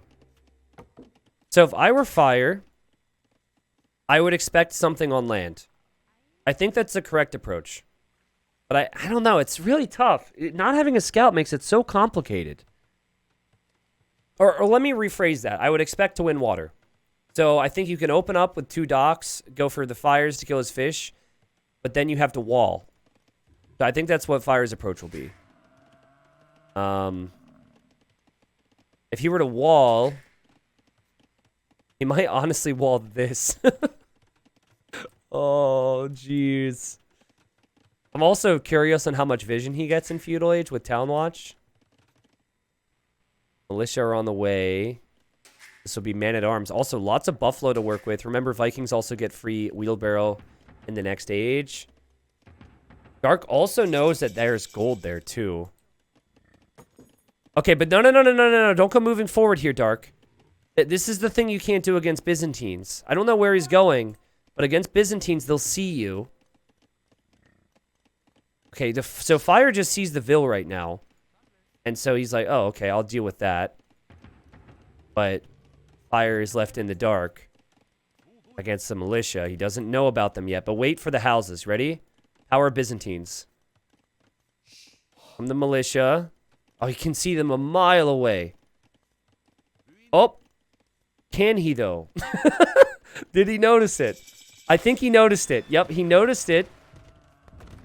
And then also Power of Vikings free wheelbarrow, so that villager will run away. Fishing ships haven't been taken out yet. That villager moving out was such a... Oh my god, Dark walled it in! Dark walled Fire in! Instant replay. This is not the first time he's done this today with his quick walls. I'm going back to show you exactly what happened. So, okay, so Dark's like, oh my god, I'm such a lost and lonely maiden. Please save me. Bonk! Get trapped. Okay, so we're now speeding it up. Man-at-Arms are obviously going to move in. Now, she can't make an archer range on the other side now, but she's going to make it over here as Fire has to spend his time breaking out. And also we have... Oh my god, you're kidding. We have a tower from Fire. Oh my god, he's towering the wrong side. I guess he might think there's more villagers here. See, this is what the lack of scouting does to you. This would have actually been a great move if the villager stayed and was making archers. But now the archers are going to be made on the other side. And now... I love this player, man. So he's making the archers, but he's run back over here to repair the palisade wall. Now, meanwhile, Fire has 3 fishing ships. He's 1 water. But he's really panicking, man. And he's made a militia, which is not a good play. I think he's made it just to attack that Vil. But now he's going to see the archers, and now Fire's going to be kicking himself because he made the tower on his gold, and that area is going to be left unprotected. Now, the other thing of this is Fire still has fish. So what Fire should be doing with his wood is adding fishing ships. He's got a lead there for sure. But, okay, as the archers will now have to focus on the militia that Fire made. Don't tell me he gets an archer kill. No way. Okay, worth it. Totally worth it to get an archer kill. Yeah, villager will die. And then, of course, Dark kind of has all the land initiative right now. Also has cheap skirms. He just gets enough skirms to take his berries and protect his wood lines. He's fine. Losing houses is annoying, but it's not that big a deal. Now, I like the galley addition from Fire because in the long term, Vikings will want to switch back on the water in Castle Age. So if you can get galleys on the shorelines, you can try and deny that. I also love the farming approach from Dark, but what I don't love is the lack of eco upgrades. Not having his wood upgrade hurts here. But to be fair, Fire doesn't have it either, so... Fire also might be using the galley to try and stop this. Now here comes Dark. Dark is going to see the skirmisher there, but he also sees the TC, and he won't be able to run that way. And here comes Fire now, and Fire is just going to run forward. I don't know his exact plan exactly, but I think his archers could get into Dark's base, and Dark doesn't have any defense for that. Look at Dark. He's trying to go up to the next stage fast here and probably switch back onto the water. But if he gets hit by archers, he has a very fragile economy. And so Fire will defend. It's 5-3 Eco KD. As crazy as this has been, Fire's okay. This almost reminds me of Castle Age in the previous game where Fire clicks up to Imp and then he had no control when he made it to Imp. Fire deciding to counterattack is just the perfect play to punish Dark, but he also doesn't know where Dark is exactly, which is the painful aspect of this. Dark is getting closer and closer to clicking up to the next stage. And Dark might even spot this. If he spots those archers and can get some ranged units home, maybe. Oh, God, Fire. Did he attack the... No, he didn't attack the buildings. Okay. Okay, Dark should see this now. Fletching's in. I just don't know if Dark can get his army over there. Ooh, jeez. He also cannot tower because he sold 100 stone. Fire's eco's looking better. He's got farming eco now. He's going to recover some stone. Slowly taking out the houses there. Fire gets into the wood line. This could end the game. I don't know what Castle Age brings Dark right now, but it's nothing good.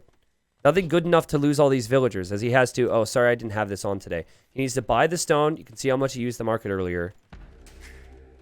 But I guess placing a tower here is worth it, because it can give you some access to wood, and then it also gives you that access to gold, which you need. Archer over here is going to get picked off. Man-at-Arm also is going to get picked off. Fire with the big lead. I liked the Archer switch from Dark, but Fire punished the forward buildings here perfectly. But uh-oh. Uh-oh, that one Vil man is making a dock. Will Fire spot that? He should be looking. We also have a stable for Dark, as Dark will want to go for just one knight to clear up any ranged units. Fire's going to be so paranoid. He doesn't see the villain. He's going to be like, wait a second. Where is that villager? And how many times have we seen this from Vikings? They sneak up on water, or they sneak back on the water, and then they go for the longboats. And Fire has 4 things on water right now.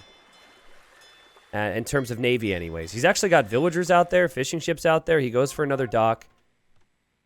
But he hasn't confirmed that his opponent's coming back on water yet at all. There's the dock. Here come the archers. The knight's on the way. Knight was actually a great addition. I love that. I think Fire will eventually upgrade to crossbows with the rest of his ranged units, but you can tell Fire's worried about that now. Okay, Fire sees this. It's 2 docks. Now, Dark has some time to micro the longboats. But Dark only has 2 longboats. And Dark's going to add that. No, don't town center there. It can get hit by ships, man. I do not like that TC, if you could not tell by my tone. Not a fan of it. And here come the longboats. Only having 2 of them is a little sad. It's giving Fire a lot of time to prep more Navy. You can see the queue there for Fire as he'll go up towards Fire's ships. And that TC will complete. Yes, Vikings have much better farming, eco, and whatnot right now. And they have the potential to come back on water if they have the longboat mass. The longboats are shredding the feudal age fire galleys for now. But Fire still has decent numbers. He has 4, working towards 7. The longboats are so good, though. And there you go. Fire also can't afford War Galley because he's going for crossbow and he's going for bodkin. It's an interesting choice. He could use crossbow and bodkin, but that might also tell me he doesn't have faith he can win on water now. Feel like the War Galley upgrade being a little faster might have been more beneficial there. Dark didn't... I don't think he noticed that there was a hole here earlier, and I believe there is one. So that army could actually get in. But the longboats, guys. The longboats are out. This game could go late. 43 eco for both players. I think Byzantines, if they have not lost the water, can dominate the Vikings in the super late game. This might not seem like a lot, but if there is a hole there, those crossbows could change the game. Been a little unimpressed with Fire's decisions in early Castle Age, but it's so tough to know what to do. And I can understand the crossbow decision. I'd love to see forward siege, honestly. Don't let Dark just micro on water and boom this whole game.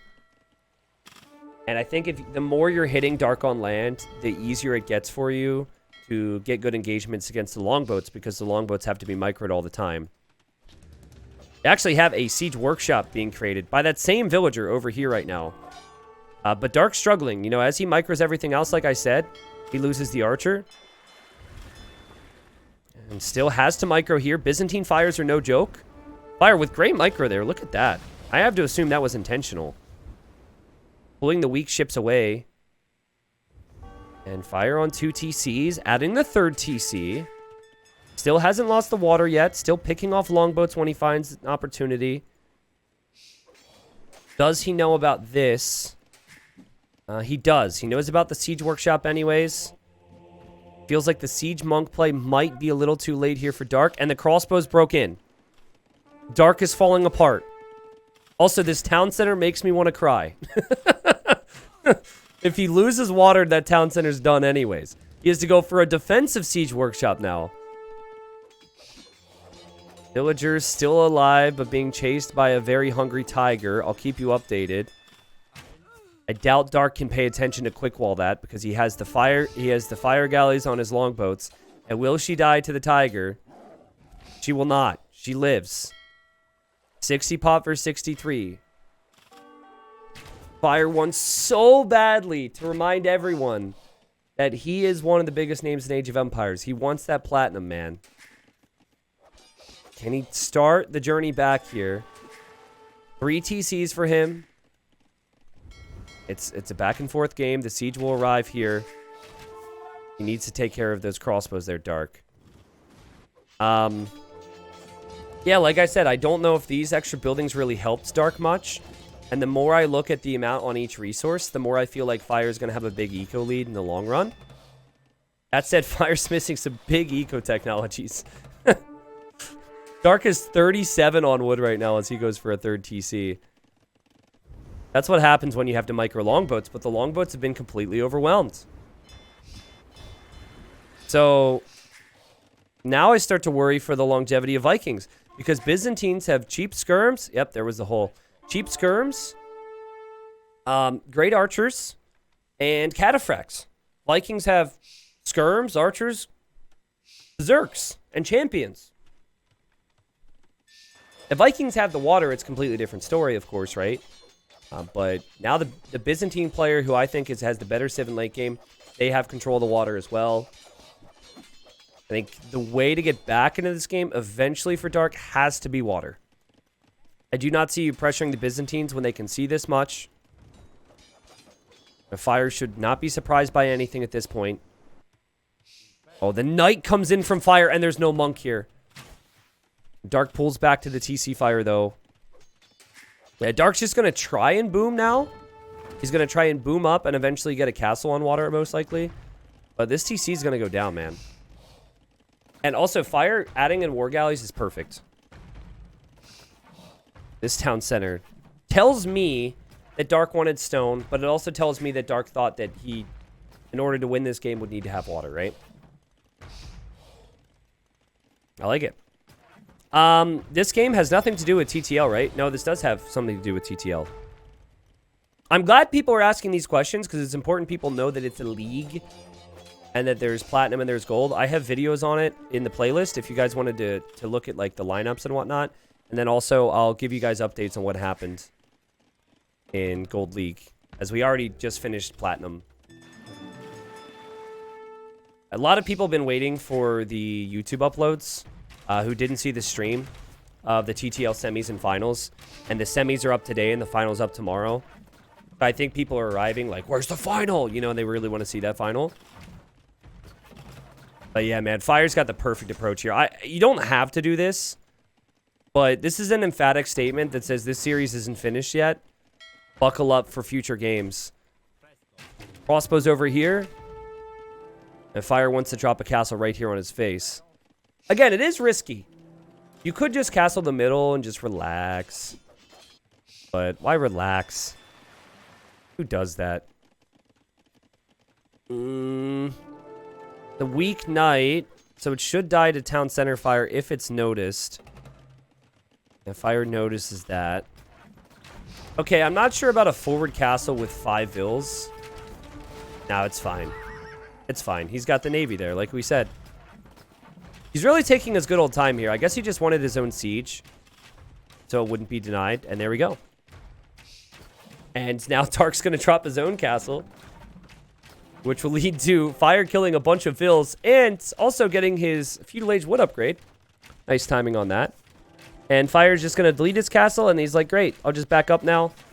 I'll click up to the Imperial Age, and I will have a castle to tribute down that blocks off the gold and everything for the late game. And you will simply not have an answer to me, or I am Byzantines. You rarely see so many villagers building a castle that they all can't fit. Normally only see that kind of stuff with wonders, because you need to rush wonders up with like everything. This is throwable, because this is Fire's building to go imp. No, Fire, don't, no way, dude. Don't, no, oh my god. Again, you didn't need to do this. You didn't need to place that castle. You're still probably fine. He's got to get another building up. Okay, I'm getting a bit anxious. It's cheaper to go imp with Byzantines, right? So, like, having these resources is not great. But now that castle, as I've been saying, should complete. I think Dark should be trying to get back on water. But he's just so far behind. Also, this gold is completely unsecured as well. Oh, wow. I didn't realize Fire didn't delete this castle. Okay, so he's just placing this one, and then he'll eventually walk out and finish the other one. He's fine. He just needs to go War Galley from here. I think Dark opened up the game quite nicely, and it was really cool how he went for the sneaky range. But Fire's decision to send those 3 archers to Dark's base was so clutch. It was the perfect play. We have the occasional demo being made by Dark. I don't think that will help too much here. But it's there. Here comes the War Galleys now as they'll move in against the villagers, making towers, the berserks, and also the siege. Fire, it won't matter to him if he loses a couple of villagers, because when you get the castle up, just imagine all the villagers you'll kill. Still is throwing a bit of a lead. You know, it's still not something that's completely ideal, but he's been far enough ahead now where I think he knows this will be fine. Yeah, now look how many villagers die as they have to run away. And you can make 2 trebs right when you make it to the Imperial Age. Okay, Imp is in for Dark. He probably will not have a castle when he makes it there. His TC should be safe. He's using this TC to go Imperial Age. Making monks, probably just to get relics. Convert what he can, and Fire's just going to drop a tower here. Yeah, Fire knows. He even upgraded the guard tower. He knows he just needs to hold now. That would be interesting if, like, the Vikings had water and Byzantines were trying to come back on water. Because I think Byzantine, or even just fight on land. Because I just like Byzantines so much more than Vikings in the late game. But to have this control and have that civ advantage is huge. But he definitely tossed away some villagers. Still with some catching up to do on the eco front. This tower goes up now. And you can tell how important it is for Dark to get this area. Dark's coming out here. Fire drops another castle. He's actually making cataphracts right now. Not really focusing on the treb numbers either. Again, just chilling out. Just relaxing. And Dark calls it. There we go. Well, now we have ourselves a series. That game wasn't the longest game ever. Fire, he just needs to do the same thing in the next game. Come in with a good game plan. Defend from the early pressure from Dark. Depending on the matchup, of course, and get the victory. Scores 2-1 here. You know, I've seen Vikings win on this map, but I've been very outspoken about the fact I don't like Vikings on this map, because I think you have to work so much harder for things to work well with Vikings, and the lack of fire galleys is just so tricky. It just seems like anytime you're going for those longboats, it either dominates water or it doesn't. And if it doesn't, I don't love it. And if you think of other civs that are played in this map, Byzantines, Japanese, Lithuanians, Vikings don't really match up well against those civilizations on land either. But again, that's a preference thing. And so Dark would have known that he needed to distract in Feudal so we could win Water and Castle Age, and he wasn't quite able to. It's a good game. Also, he had Britons in his map draft, but I think that in Dark's mind, he can lose a couple games. It's still fine. He just needs to get 1 win of the next 3. So I think maybe Dark, who has Arena and Fortified Clearing as his home maps, I think he was saving Britons for one of those 2. Here we are, game 4, and it is a matchup which I can just not take my eyes off of. Now, I can't take my eyes off of any of the games because I have to cast it, but what that means is you shouldn't take your eyes off of it, okay? And that this is going to be a banger. So the Cumans, the only civilization that can make a second town center in Feudal Age. The only civilization that can maybe compete with the Poles before Max Imperial Age. Like, Poles are always early Imperial Age. Maybe, sort of, kind of. I don't know. We'll have our questions answered. We have a pause here, which tells me that maybe they're lagging or something. But the expectation normally with Poles is that they'll focus heavily on that stone to also receive some gold, drop some castles, make their unique technology or research that unique technology, and then spam the knights. They don't always have to do that, but that's normally what they're best at. The Cumans, it's all on the back of their eco. There's no restarts valley because the maps are perfect. They're not always perfect, obviously, but like the map scripting's at a point now where if there's a bug, we could always do an admin read, but this is probably just someone like had to pee near the end of the previous game, and now they're like, why didn't I do that? So they're pausing to go pee. Maybe something's bugged. I don't exactly know. They don't tell me. But when the game restarts, we'll see their chat.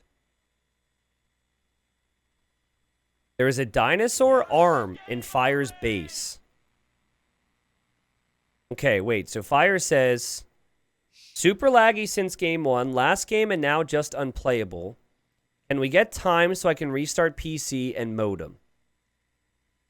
Dark says, ask Robo, I am okay. Fire says, let me show Robo 14, yes. Okay, so they are going to save and restore this, is what Robo's telling me. So we might have a couple minutes in between. But why are they still playing? Fire has lag issues, save, restore after restarting modem is what Robo told me. Why are they still playing then? I guess we'll watch until they drop. But yeah, if Fire's having lag issues, I think that's fine. I know that he can have internet issues sometimes. And I think in Brazil, it can, like, at least what I've heard from some players, sometimes it can really depend on, like, weather, or maybe the ISP is just crappy, so. Yeah, maybe he wanted to, like, prove it to Robo. Maybe he wanted to show Robo by screen sharing or something, and then maybe this is where the game ends. Okay. There we go. All right, so that's fine. I don't want Fire to have to force his way through lag. Obviously, hopefully it fixes, but we might have a little bit, and then we'll continue. Anyways, here we are. We're back. We had a delay. Hopefully Fire's internet issues are going to give him some peace. We have polls for Fire, who won the previous game, but he lost the first 2. If you didn't see game number 2, it was absolutely incredible. Game number 1 was also pretty solid as well, but game number 2 just takes the cake for me. It's one of the best TTL performances I've seen from any player, the way Dark was able to play that. I'm expecting 2 TCs for Dark, and he might be thinking about his TC locations now. If I were him, I'd have some choices to make. I might be tempted to place my TC here so I could take the wood and the gold and have a safe area if I were to get rushed. But then again, you do have to walk a pretty far distance. I could also easily see him justifying a town center here or a town center over here and then making a mining camp later on for the stone or gold. Just for perspective for people who might watch this in video form later, if Hardy edited out the last 10 minutes, I was just talking about how an old Ensemble Studios staff member sent me a bunch of old stuff from their from back in the day, and I'll have to eventually like make a video about it. It was really cool. Seems like a frameable piece for the wall behind your streaming setup. Well, again, so it's an Age of Empires shirt from 1999. Okay, it's a jean shirt. It's a jean shirt. It's not like. Yeah, it would be great behind the streaming setup, and maybe, because we're going to rework this eventually here, and I want it to look really epic, but it's like a jean shirt with a black collar, And I don't know how to describe the hats, but the hats I received also look very, very, again, very 90s. It's like something my dad would wear. But no, it was pretty cool. And I don't really know who that person was, but they reached out and said, hey, like, listen, like, I don't really follow the community much, but I found your videos. Seems like the game is back. This might be better for you to have them instead of me having them in my closet. So I'll have to go back someday. And I remember thanking that person, but it's been a few years. Is it possible for the players to stream snipe via your stream, or is there a delay? We let that up to the players. Fire says his lag is better. That's good. Dark's like, damn it. We leave that up to the players. Typically, there's a delay of like 2 minutes. And 2 minutes is normally enough. I think 2 minutes should be standard for all events. I believe making any compromise on that is making a possible compromise on fairness, which is a really big deal. So we always have 2 minutes as the standard, I think. Actually, Robo will have to clarify that, but I know for like the earlier rounds in the group stage, if the players didn't want to have delay, they would have to have their opponent okay that. But yeah, in theory, they could. I mean, the other thing too is you have to do so much in this type of game. And so it'd be very tough to really gain a solid advantage, I think, if there's a delay. You could maybe know where someone's positioned or something, and that's about it. All right. Sully Buns says, hey, new here. Found this channel from Facebook Gaming main page. This is so cool. Used to play this game 20 years ago. Haha, can't believe this still is a community. Anyway, T90, your farm suck, bro. Get good. I don't know why I tried to say that without breathing. But don't believe what Sully says. Sully has been here for a long time. But happy to have you, Sully. Sort of. Kind of. Yeah. So, Fast Castle for Fire. And let's talk about what the polls are typically good at. So, they receive some gold when they mine stone. 50%. The rate they... Okay, what's wrong with me? I blame Sully for this, honestly. I didn't get to breathe. Now my brain is deprived of oxygen. And now I'm screwing up my casting. So let's back up. Yeah, the most ideal way to play polls is to try and mine stone. Because you receive gold as you are also mining stone. Now, you do not receive it at the same rate. It is at 50%, but it's still helpful. Fire now says it back, haha. I don't know really what to say about that, right? I imagine Robo had a discussion with them on it. We did have a 15-minute delay to start the series as well because Fire was out of syncing a bit. And we did just take a break to reset it. So I'm just going to say that hopefully... Okay, we now have a pause. Hopefully things end up getting better here. But I mean, from Fire's perspective, obviously he wants to be able to play at 100%, so it's kind of a crappy scenario. They're probably talking to Robo right now. But yeah, I mean, humans then go for the 2 TCs. They will always gain a very big eco lead over you. And oftentimes with the humans on Arena, you try and take map control with a forward castle. Interesting, we've seen Dark go for the TC. You know, I like the TC here if you have 2 lumber camps. Normally, I would TC the wood line myself, and then I would eventually send villagers to gold later. But I think with some market shenanigans, you could justify taking gold a bit earlier. Still waiting for an update from Robo, obviously, as we have the pause here. T90, does the back of Fire's base have a second stone for him? No, I think it's a wolf. Yeah, I think it's a wolf. So the way the arena gens have been going is you have 2 golds in your base. As you can see here and here. And then you have 1 stone in your base. And then the other stone and gold is outside your walls. And then, of course, there's extra stone and gold out there, so...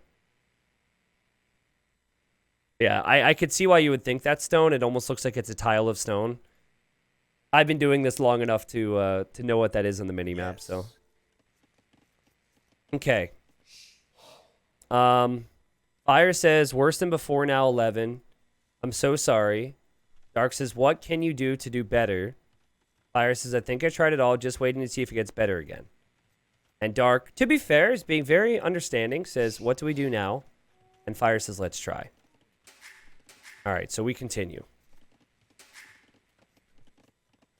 But yeah, I feel for Fire. You know, even if you're having some slight stutters, Naoe, particularly in the mid game, it could be really problematic. I think in Dark Age, it shouldn't be affecting him.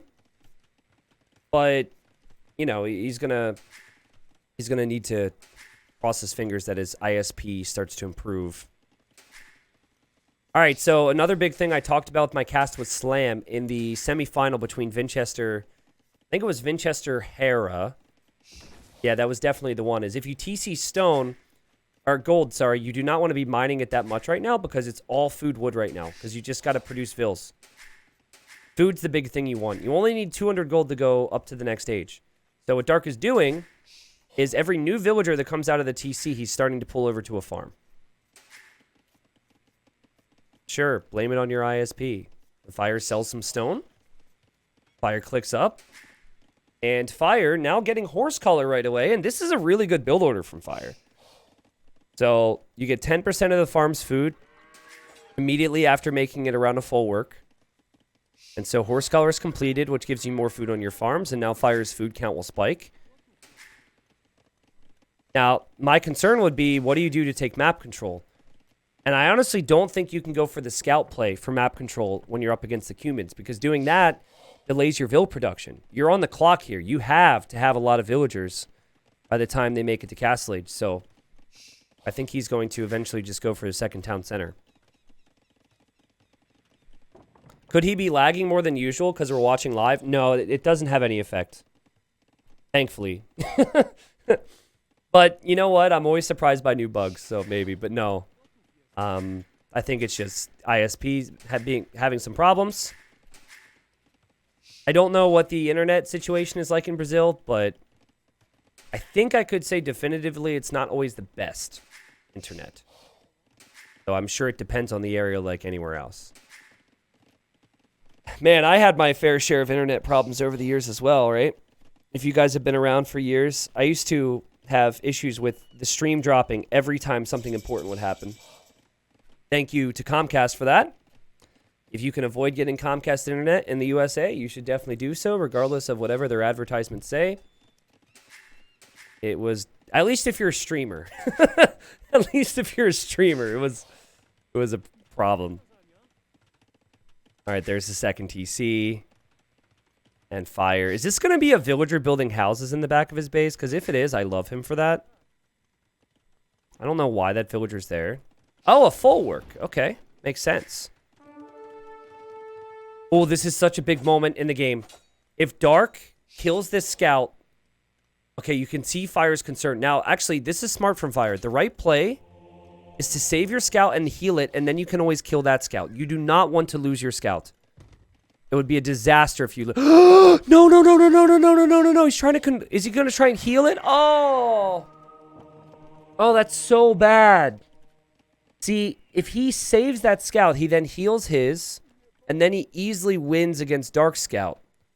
But now Dark has a scout to contest monks, and there's nothing that Fire really has. It's typical Arena to get upset about that, but that's a pretty big deal. And I think it just dawned on Dark. He's like, oh, he's not going to be adding more scouts. Let's just go try and kill the monk now.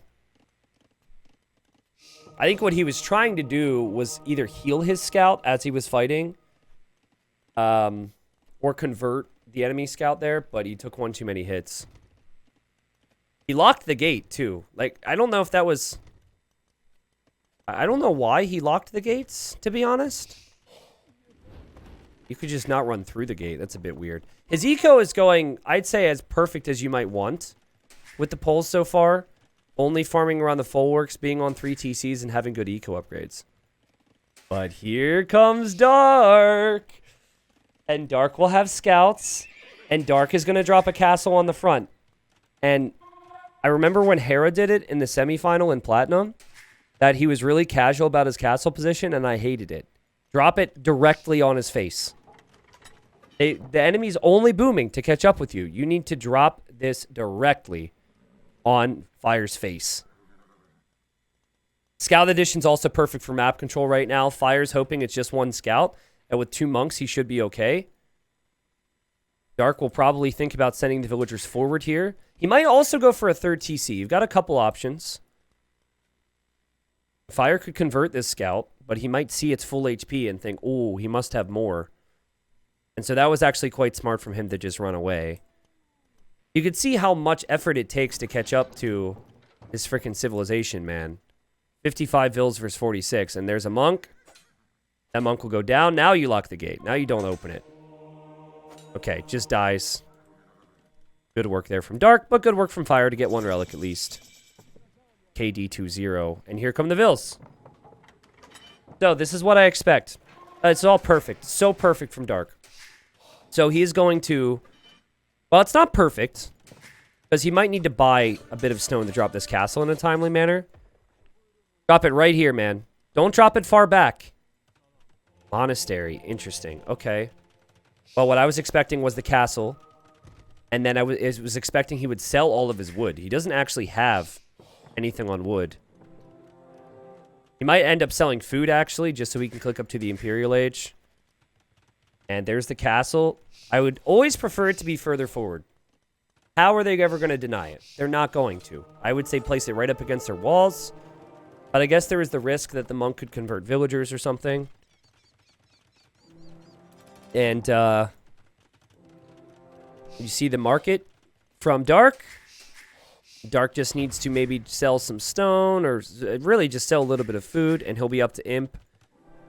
And now the castle's up, and now the pressure's on. And there goes Dark on the way to Imp. Now, Dark has a serious wood problem right now. And he's going to now mine gold on the front. So I would transfer all my gold villagers at home to a lumber camp. Because the idea is to pressure with Trebs. Fire trying to sneak this relic back home, which is actually really good. Still need to have less on gold or food right now if you're Dark. His farms are starting to expire. That's fine. The scouts, though, snipe the monks, so Fire won't get that. 5 to OKD. Fire now dropping his own castle, but he can't take his stone. And if you can't take your stone, and then you're castling here, and your opponent's going to be on Trebs faster, this could be disastrous. This is why the castle being as far forward as possible is important. Because you want to be able to Treb those castles down from your opponent. This is why Cumans have been picked. This could be the end of this series here. Fire now clicks up to the Imperial Age, but he'll have one castle versus one castle from his opponent. And now Dark's going to run in here, and Dark is going to see this castle, and he's going to be so happy. It's like, oh, perfect. Also, he did transfer more to wood, like we said. It's all about the timing with the Cumans. You can go for a lot of different military units. Also, gotta love how projectiles never kill scouts these days. You can go for different military units, but it's mainly about the Treb timing. So Fire could get his unique tech and then spam stables, and then he could maybe have an answer to taking out the Trebs. That's where this gets really important now for Fire. Because if Dark is delayed in pushing with trebuchets, then maybe the Knights could come out. And we will have 2 castles making Trebs for Dark. But not right away. He'll be an Imp in 5 seconds. His first Treb will be on the way soon. Fire needs to click that unique tech. This is so tough. I honestly don't even know what you do to stop this push from Cumans. Maybe you don't go for relics at all, and that way your boom is a little bit faster. I think that's the only thing that comes to mind. But it is so tricky. Adding the stables now. Needs to get the Castle Age armor. That's really important. And now that more Trebs are on the way, the Fire just lost some villagers here on his stone because Bodcanero came in for the castles. Now, we have a 3rd TC for Dark. Also a university, so he must be thinking about chemistry. So he definitely wants to go Kip checks, but he doesn't want to fall off too much in eco. Fire will not be able to use this castle to make trebuchets all that long. Okay, Fire's now found this gold, which I assume he's known about for a while. He's going to take that.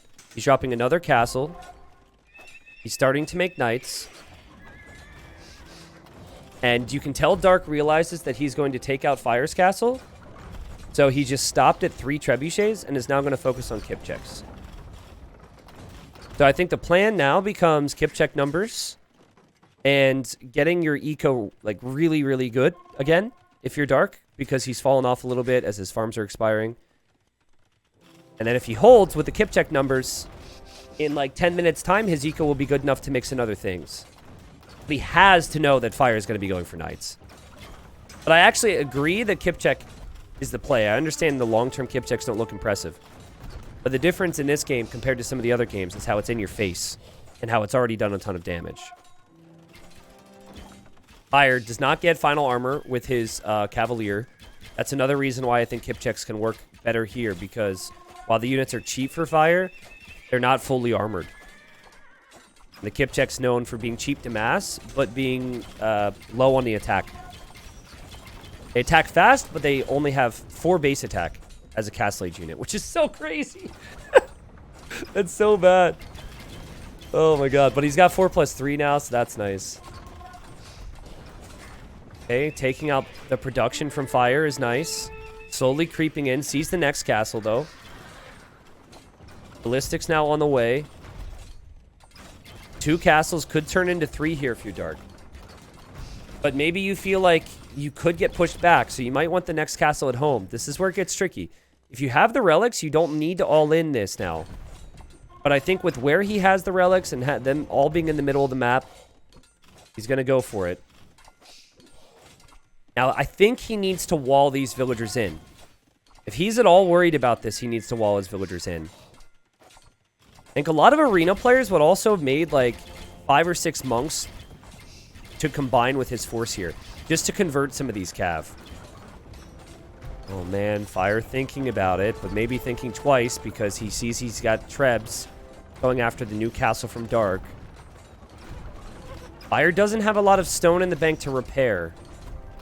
Thumb ring now for Dark. More kip checks on the way. I would bring my monks forward if I were him for conversions. 25 Cavalier for Fire. He desperately wants those Trebs. He does not want to lose this castle. He won't be able to make another one, and I don't think he got conscription, but I could have missed it. The kip checks back away. The castle goes down for one player. It will also go down for the next. And now you've got double castle fire against Polish Cavalier, but Fire's got Trebs. Fire his trebuchets, and so Fire can continue to move forward. Now the one cav's going after the treb, that's annoying, but maybe Fire can push this back. Okay, and now's where you need to see barracks. You see the food, how the food's floating now? Now is when you want to have barracks if you're dark, so you can go into pikes. I don't know if he'll have the time. He's dropping another castle here. Those relics are not at his base. Hit and run, hit and run, hit and run. Fire can do this. The kip checks are just not good enough. The Cavalier from Poles are too cheap. Look at all the gold mining Fire has. Fire can make Cavalier for days. Okay, he's getting a lead kip check. A lead kip check. He's put all of his eggs in one basket. All the castles are here. No barracks yet. But it's impossible to micro and tech switch at the same time in these scenarios. I don't know if impossible is the right word, but it's surely not easy. Fire casually moves forward, getting Blast Furnace now, so he'll have full upgrades for his Civ. And now Elite Kip checks in, which does raise the... I think it raises the HP, but it also raises the base attack by 1. And you can see the Kip checks aren't bad, but he needs something else now.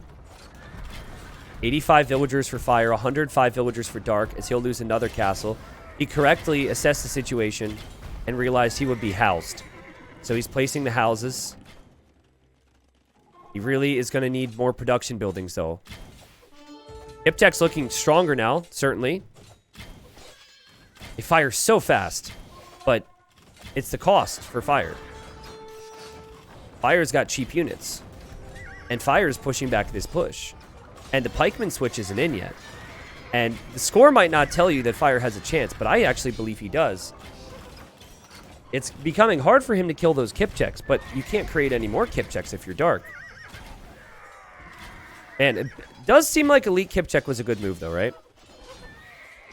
Barracks are spotted, so Fire might want to add ranges now. He could also just treb down the barracks and treb down the houses and take the relics. And Dark is falling apart. 111 population for Fire, 130 population for Dark. Dark has a very big Vil lead. Fire hasn't been producing Vils for a while now. Can Dark get the transition in? And will getting pop blocked and everything else really become a long-term issue for him here? The KD's still okay. Fire, snag those relics, man. Snag them fast. Seriously, you might not have all the time to get them. Okay, more Kip checks will be on the way. More barracks now finally on the way for Dark. I think just having to micro as much as he has here has really slowed him down. Fire doesn't care about the KD. He can just spam more units. And now the villagers are exposed. And he actually is running out of gold in his base. TC for Fire in the middle. Fire continues to creep forward. And Fire sees the castle too. Is Fire actually going to bring this back? Are we going to a game 5 in this series? Man, Dark has been playing so good. But 32 Cavalier with 11 more on the way. Guys, I don't think Dark can stop this. I do not think Dark can stop this. Polls are just insane, man. From their economy to their cheap units.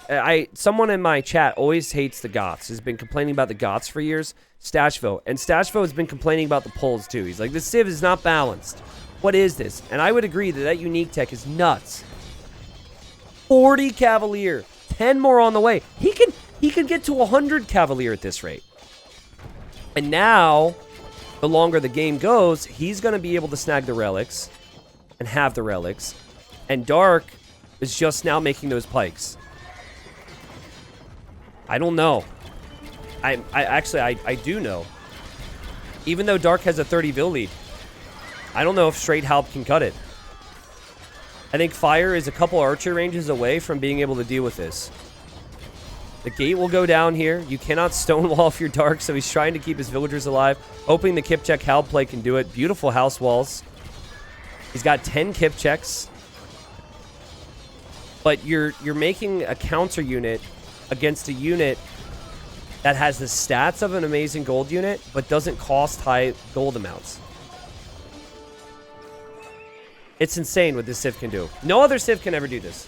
And very few civilizations could bring themselves back from this type of a hole. But Poles can do it. And that's why you pick the Poles. And Fire has 45 Cavalier now. He still has his trebuchets to take out all the barracks. This is over. We are going to a game 5 in this series, folks. I know it's an early call, but it's an early call because of the situation. Sorry, it's an early call because I do not see how you can ever bring yourself back from this spot. The Cumans have to push an early Imperial Age. Kip checks just weren't enough. And while the KD looked healthy there for a while for Dark, it is all about the spam. Perfect castle spot from Fire, though, has to be said. Even without the ranges, he could always mix in the Yolbuk if he wants to. Have an answer to the Halberdiers. Those trebuchets that he was able to make out of that secret castle in the middle of his base was so important here. Not just maybe one of the best games of the day. I still feel like Game 2 takes it. Game 2 is just insane.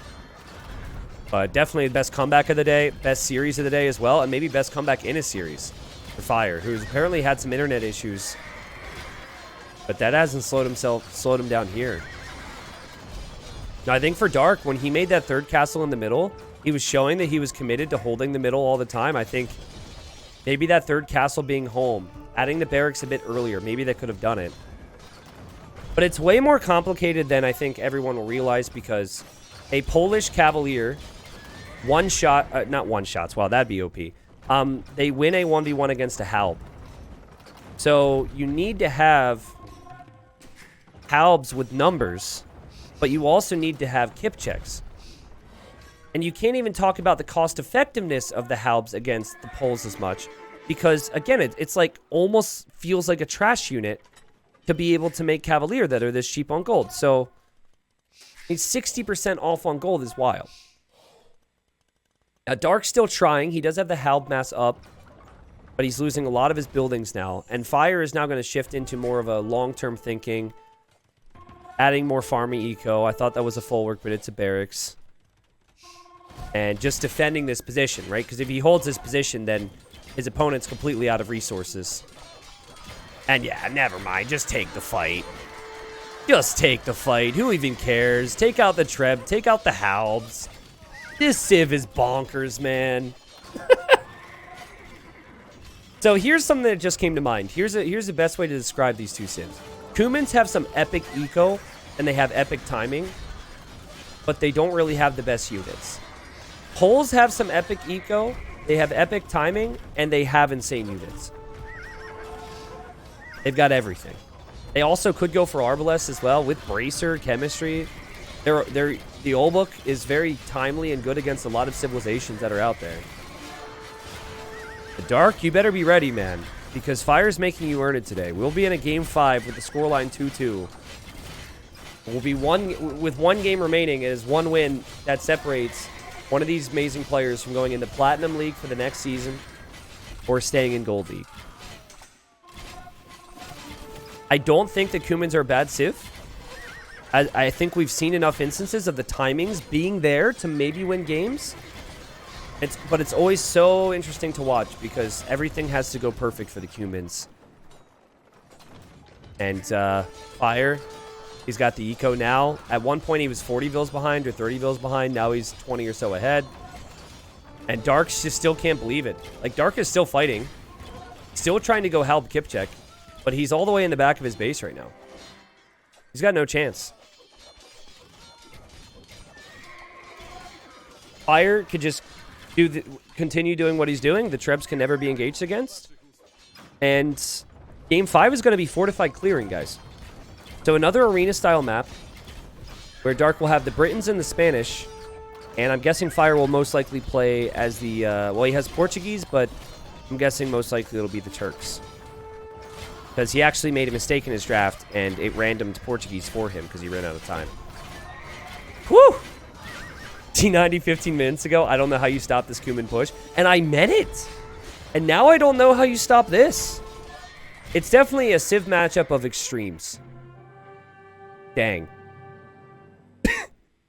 196 Cavalier in one game. Oh, 196 Cavalier. It just pulls things. Now, they don't get the final armor, right? So they're not quite as strong as other Civs Cavalier can be. They don't get Paladin either. But it's still Cavalier. 140 HP, 12 base attack. Dang, what a game from Fire. Obviously, probably stomped with resources collected near the tail end there. More food and more gold collected. And I think for Dark, right about here. Okay, so this I actually picked the perfect moment. Okay, so a couple things. Now, I have counter arguments to everything I'm going to say. I think if you take the relics, you want to have the monastery at home. However, then you don't get the relics as quickly. Right? And if your whole play is to build up and kill fast, you probably want the relics ASAP. So anyways, there's that. So having the relics in the middle was just another thing that showed that he felt like he needed to win this right away. But I think right here, if he recognizes that he's going to be pushed back, if he has that sense... And what I don't think he knew was that Fire had the Trebs. That was the really clutch thing from Fire, is that Fire hid the fact he had Trebs. But yeah, anyways, I think this castle would actually be better off built at home, so you could have the Kipcheck production in the long term, and then maybe you go, okay, 29 minutes, let's go to 34. Remember, Dark's approach was to add the third TC, so when the time came where Kipchecks wouldn't be enough, he would go Halb. But then, like right now, he has the res to add the barracks, but you can't easily add the barracks when you're falling apart and trying to micro. That's where it gets tough, right? Like here you could add 4 barracks. Here he could add some barracks. Here, and now he goes for the next castle back. But now he's kind of losing everything. So it's really tricky on the timing. But I think in theory, like if 4 people were controlling that, I think maybe you have that third castle go back. It's because you have to expect to be pushed back, and then you have Halb ready now. And if you have like Halb ready at the right time, then maybe you hold your position. It's just really tough. And you know, like someone says he needed to treb the castle ASAP. Fire didn't have any units to stop the trebs. It's not really true though, right? Like Fire's got Cavalier. Kipcheks can't dive to hit trebs. Cavalier can. And I also think having monks with your Kipcheks is smart. And I think having like 5 to 6 monks is good. But just like the Halb conversation against the Cavalier, is converting a couple Cavalier that big of a swing when the Cavalier's so cheap for pulls and they can make more? So I think the timing is really, really difficult. But still, I'm not going to take anything away from Fire there. He played really well, and now he's tied up this series. And again, Game 5 will be coming up, and the winner will move on to Platinum next season. And also into a quarterfinal on Saturday. And then the loser will be eliminated and will stay in gold for the next season. All right, here we are. So Game 5, Fire has brought it back. I'll restate. Winner here moves on to Platinum, at the very least in the next season. They also move into a quarterfinal set as well on Saturday, and then eventually possibility for semi and final for Gold League. Dark had some incredible highs in this series, but you know, didn't look too hot in game number 3 and didn't look too hot there in game number 4, though game number 4 was a classic. Dark is playing as the Spanish. The Civ that he drafted, he also had the Britons remaining. But I don't know if Britons is necessarily something you want on the map where you usually need more mobility. And then Fire has gone for the Turks. And honestly, I think I prefer the Turks. Both have incredible late games. I think the big difference is that the Spanish can go for Paladin. And then the Spanish have full upgrades on Trash. So, oh my god, Dark's going to steal a boar. Oh my god, he has to run so far away. He has to run so far. Dang. I don't know if I've seen a boar steal yet on this map. Fire did scout that. Now he's trying to scout to find his other boar, and he'll find it. But there's not really much he can do about that except pray that Dark fails on this. Yeah, Spanish have great trash upgrades. They have full trash upgrades, actually, with Hussar, Halberdier, and Skirm. Turks do not have trash, but they have insane cav archers. They get tanky Hussars, and the Hussar upgrade's free. And then they have awesome siege. So, Dark is going to have to run all the way back home. You would expect that he should be able to handle this. And he just wanted a little bit of an edge. And I think Fire's like, wait a second. Didn't I have a boar here? Like, I honestly wouldn't expect it if I were in his position. So I think the correct play, if you're Fire, is just to stay at home and push your deer. You either have that, or you take the risk to try and run forward and steal one of theirs, but there's no guarantee. There's no guarantee. Okay, so it's going to head back, and then you can hit it again. Initially, to get it to follow you the whole time, you have to get 2 hits. But if you just get 1 hit when it's on its way back, or you can go 2 hits, it should still be manageable. You have to stay within a certain range. You can actually see the boar's vision here. So you have to stay within like a 3-tile radius of the boar. And so here comes Dark. Dark's going to bring in this boar. Good stuff. And then, oh, we have a barracks from Dark. Interesting.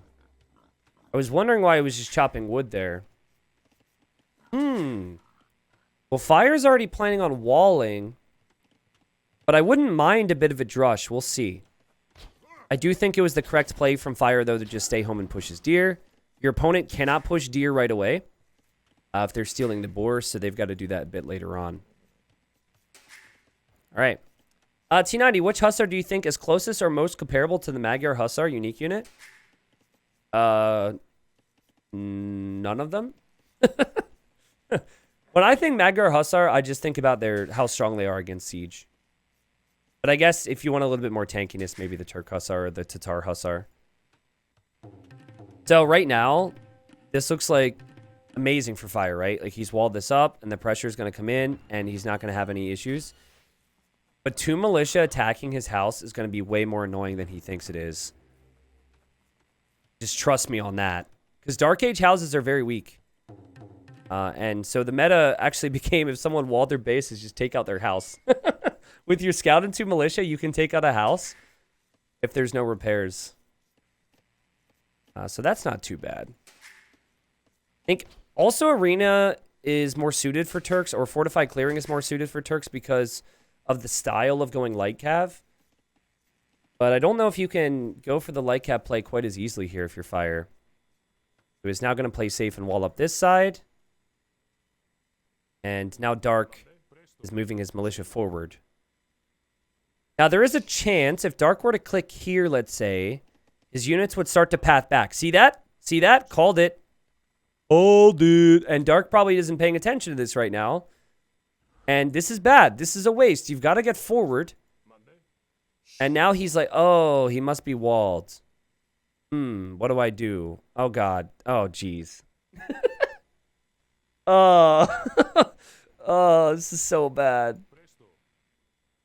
I mean, on the bright side, he did spend Fire's food to do this. But I feel like not realizing the situation there is quite a waste of time. Like, those militias could already be on a house, which would force Fire to come over and have to build some more houses or repair. He has scouts over on this side. Fire's still just working his way towards a fast castle. And, wow, he's going to go 26 pop still, despite being lamed. I personally would go 27, but maybe he's going to use the market. Now we see walls for Dark. Dark as well is going to go fast castle. With Spanish, you always need to ask the question of if they're going to go for stone. I don't think going all in conquistadors is too strong on this map, though. Here come the militia. All right, but again, let's watch this. So you want to attack the house. Because they'll always just re-wall behind the palisade. It's more expensive to repair a house, and there's more surface area. Also, he's attacking this house at the same time. Which is kind of a mistake if Fire wants to go over there with his scout. I think Fire's going to go over there and see that now. And see what I mean? If he would have been here the whole time, Fire would have had to send a villager. So, this will be annoying. A lot more annoying than people would think. Fire's going to sit behind his walls just to make sure that he actually reaches feudal age first. But most likely, he's going to end up killing this. And Dark is going to regret sending a scout out this way and attacking the house like that. Fire will make a market in a blacksmith here, I'm sure. He might even just make the market behind the house so he doesn't have to deal with it. And Fire hits feudal age. Fire will hit Dark scout. There's no escape for Dark. Dark will get value from it, but Dark will end up losing his scout. Not a big fan of how Dark just gave the scout up for free there. That's a very big thing on arena-style maps. But I think the two militia are going to pay off for themselves. And we do have stone for Dark. And we do now have market. And we also have the blacksmith for Dark, as he will look towards the castle age and look towards a castle. Dang.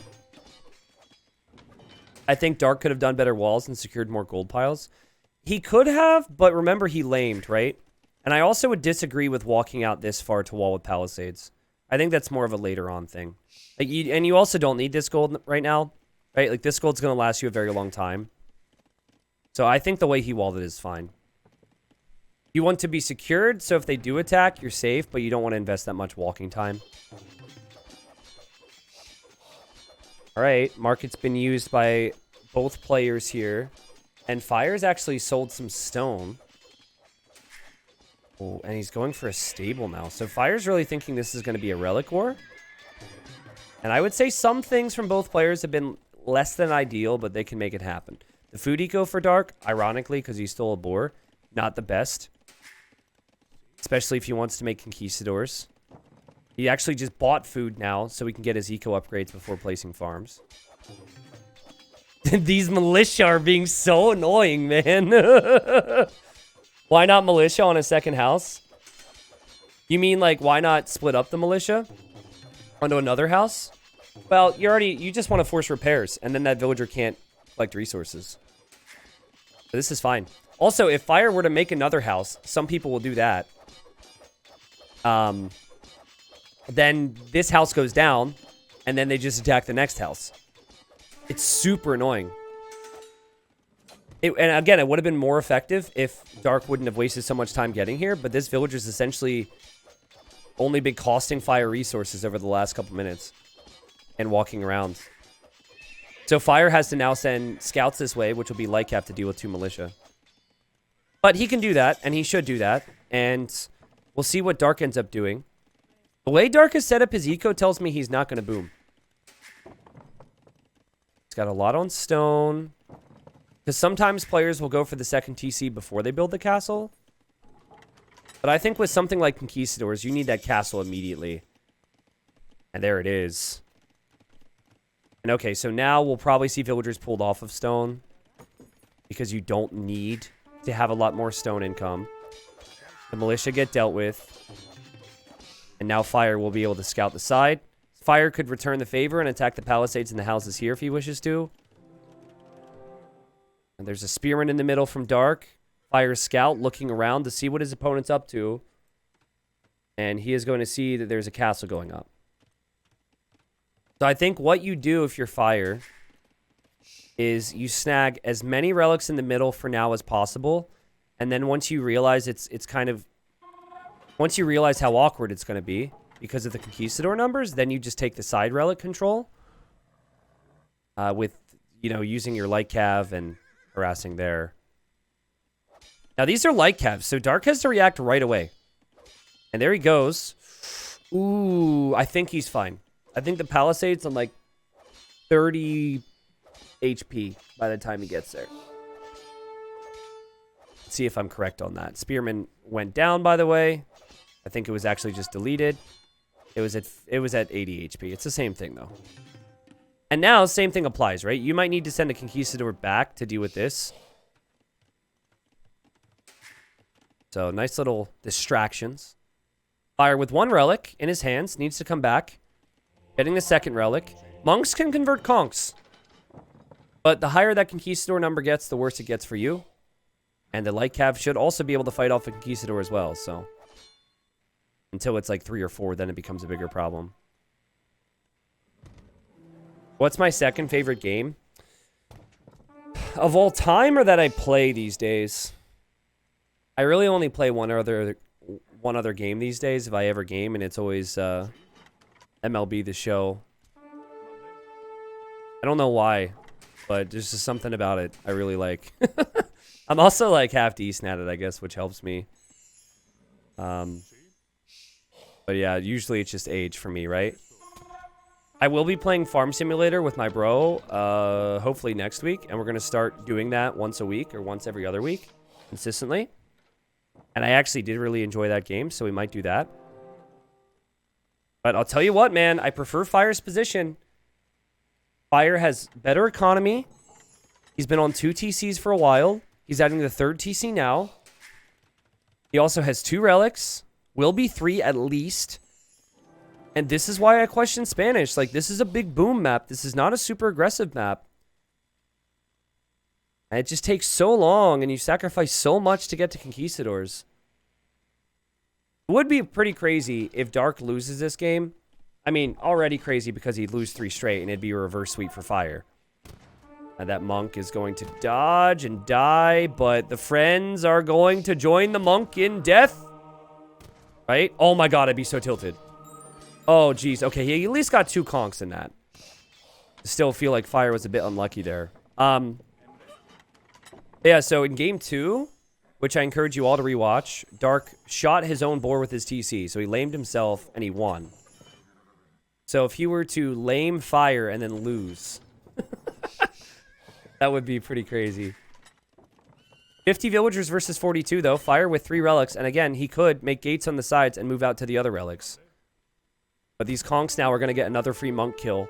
And now you can tell Fire's really starting to focus on that boom. That 3 Conquistadors is not necessarily something to worry about. However, 3 Conquistadors plus a forward castle on your face could be something to worry about. And that could be what Dark is hoping to go for here. Right. So those 2 conks from Fire are going to be really, really helpful in this scenario. And I'm okay with producing more light cabin monks, even just to hold map control to prevent a forward castle going up on your face. You need to decide here if you're Dark.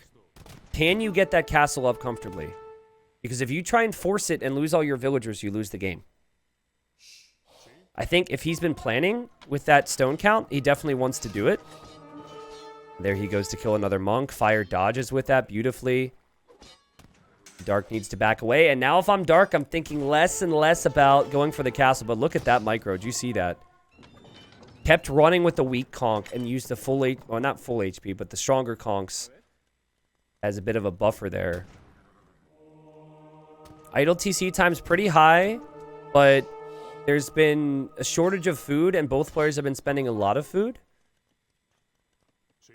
Maybe you just have faith that if this game goes on, Spanish are the better civilization, and so you might wish to, like, oh, nice job from Fire as he snipes that monk. Yeah, you might just choose to make this next castle defensively, but I don't think that was the plan. I really don't. Anything Spanish can make can be countered by Turks. Yeah. But also, I guess, kind of anything that Turks can make can be countered by Spanish, if you look at it that way. Cav Archers countered by Skirms. Hussars countered by Halbs. Yeah, it's tricky.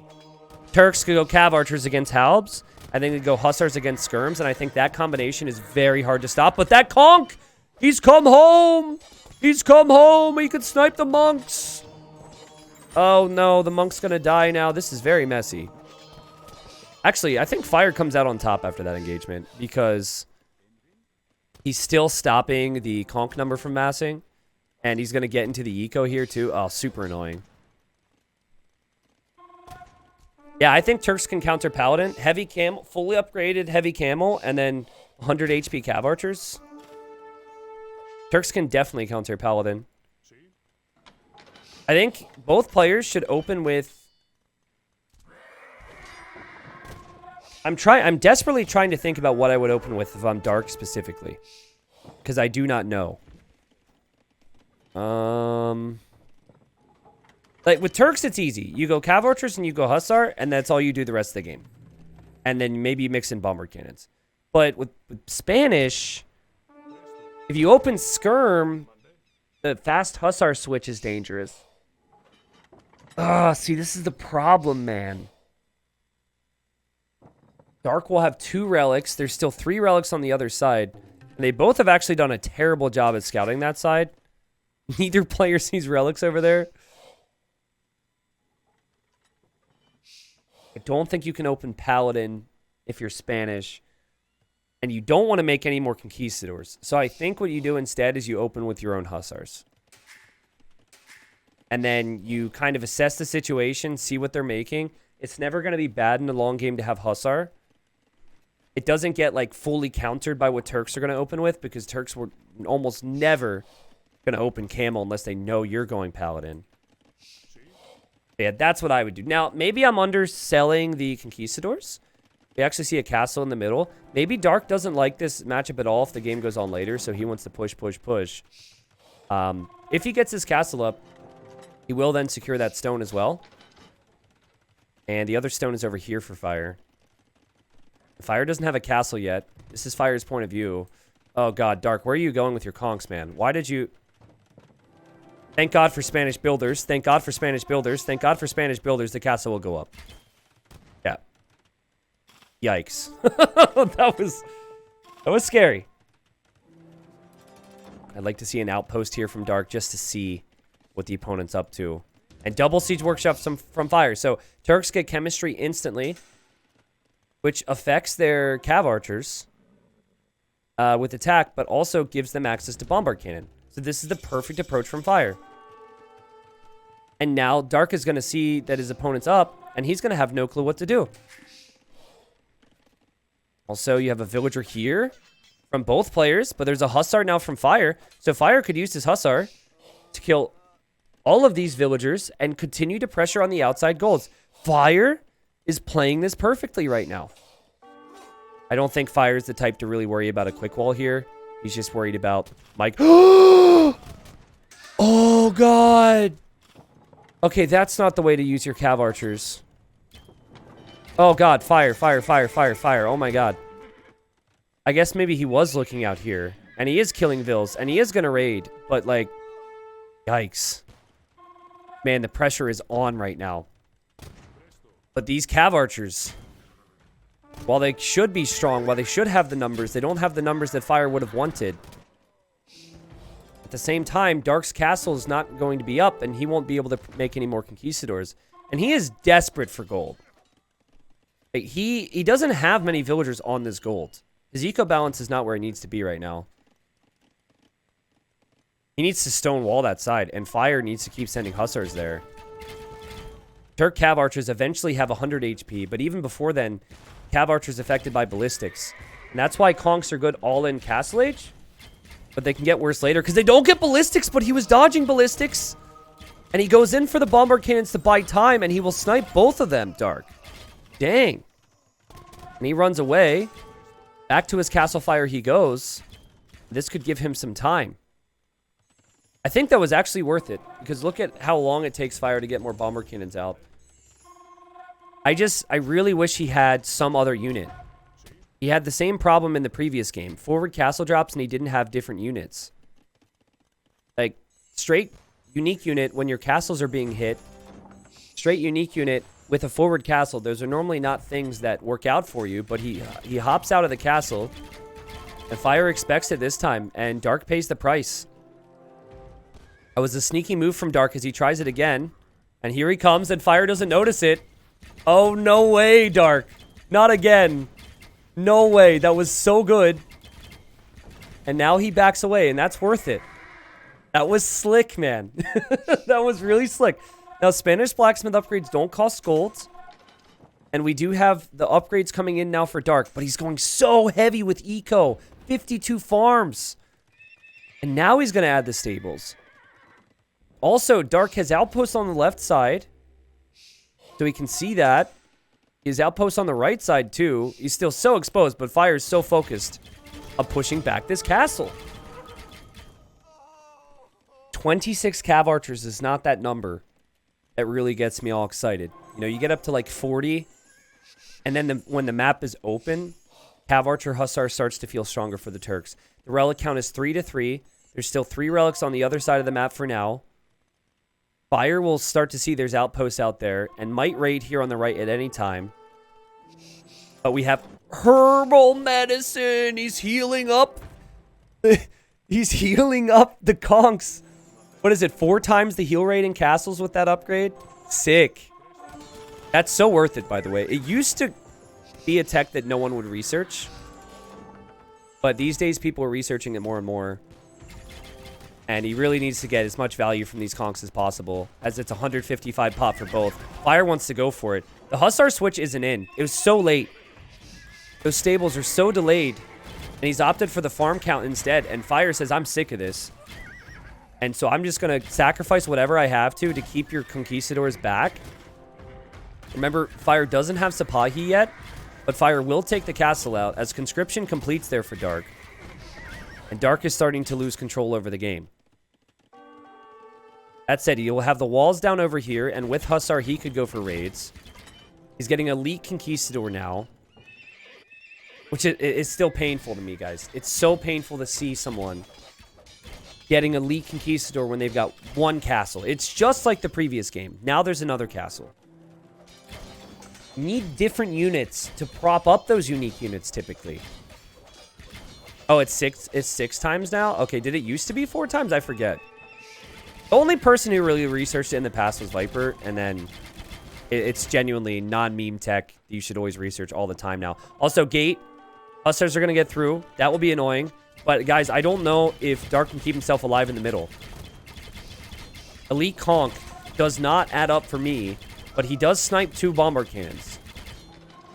Fire says, thank you, I've been looking for some gold. Also, Dark could maybe wall fire in on the left side. But we have 1, 2, 3, 4 stables, and that's it for Dark. Now, this is why this game is amazing. He opted for insane farm count instead of the stable count. And now Fire, who had the stable count, is now going to go into the farm count and catch up in that way. But Fire is also going to mix in camels with the Cav Archers, which is so good. I love that decision. I don't know who's going to win this game. But I know whoever wins it goes directly into Platinum League for the next season, regardless of what happens on the weekend. Obviously, we still have a quarterfinal, semifinal, and final in Gold League to see where people are at with that. But dang, man. Now, if you're actually going to go for camels, if you're Fire, I think you need to be getting heavy camel before you get all these other upgrades and get your numbers, because it does take a long time to get that. And I just, that's my rule of thumb. If I'm going heavy camel, I click that bad boy before the numbers. Other units, I might want the numbers first. Heavy camel takes like what feels like a year to complete. Also, you know, still needs Cav Archer numbers. But, you know, back to our conversation about the best army comps, I think that Cav Archer, Heavy Camel, Hussar is better than Conquistador, Hussar. So there's a lot more army on the field than we're really seeing, and Dark is at 200 population now. And Dark does still have the wall-offs on both sides. So Fire's not going to be able to take that gold like he wants to. And now we'll see. Now, Sipahi isn't in for the Cav Archers, and they're also not Heavy Cav Archer yet either. So these are upgrades that Fire maybe should have prioritized before making camels. Let's see what these Conquistadors are able to do. And all of a sudden, Dark says, screw the Turks. Screw your Trebs. He'll keep his castle up, which is huge. And also, Fire's villagers, I think, were pathing to the middle. Those were the villagers that were supposed to go to gold. And now he's like, wait, why do I have villagers here? And what's happening? Dark has lost 2 straight, but he has more upgrades on his Hussars than his opponent does. And he does not seem to care about this castle at all. Dang, man. Fire's got 30 Cav Archers with 30 more in queue. He's not finished. He also has Hussars on the way. But this is a sick raid from Dark, who, again, doesn't seem to give any respect to this castle. He's just sitting here, waiting for Hussars, waiting for some more control on the sides to work out for him, possibly. But yeah, finally, maybe now you need to back away.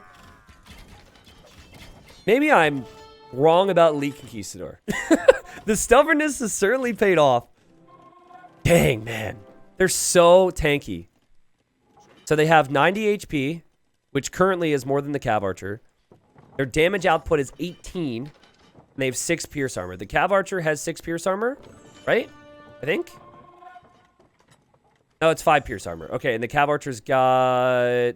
Well, it's got 4, but also it doesn't, like, the Pierce Armor doesn't really have as big of an effect for Cav Archers, because it's not pierce damage necessarily, right? And there's a big difference between the attack on these units. Guys, Fire's like, I think the reason Dark is pushing the initiative is Fire just does not have gold. Like, not being able to get the left gold could kill him here. The only 3 that he has on gold is here. Also, we just saw Supremacy researched. Meanwhile, Dark is protected over here, and he has another castle. He's taking all that gold. He's sending 2 Hussars to deal with the 1 from Fire. Like, Fire's desperate. Fire's going to add Rams now. So, on one hand, Fire needs to push, but Fire also needs to expand. And Dark is at 74 farms, building up more stables now. Supremacy would just be helpful if you're sending villagers across the map. Maybe might see a rare situation where we see villagers attack buildings, but I kind of doubt that. But yeah, I mean, one unit's doing 10 attack, the other unit's doing 18 attack, and the unit doing 18 attack has more HP. But typically, Sipahi is in, as well as Heavy Cav Archer, which has an effect on some of the things we're talking about. And so now we're going to have 100 HP Cav Archers with 7 plus 4 attack. Obviously, the benefit of the CA as well is you can produce them out of ranges, whereas Conquistadors have to be produced out of castles. And this is where I'd like to see Dark, as he's going to snag these relics out here. I'd really like to see him get another wall up on the left side, and maybe just prep to be able to push in the middle soon.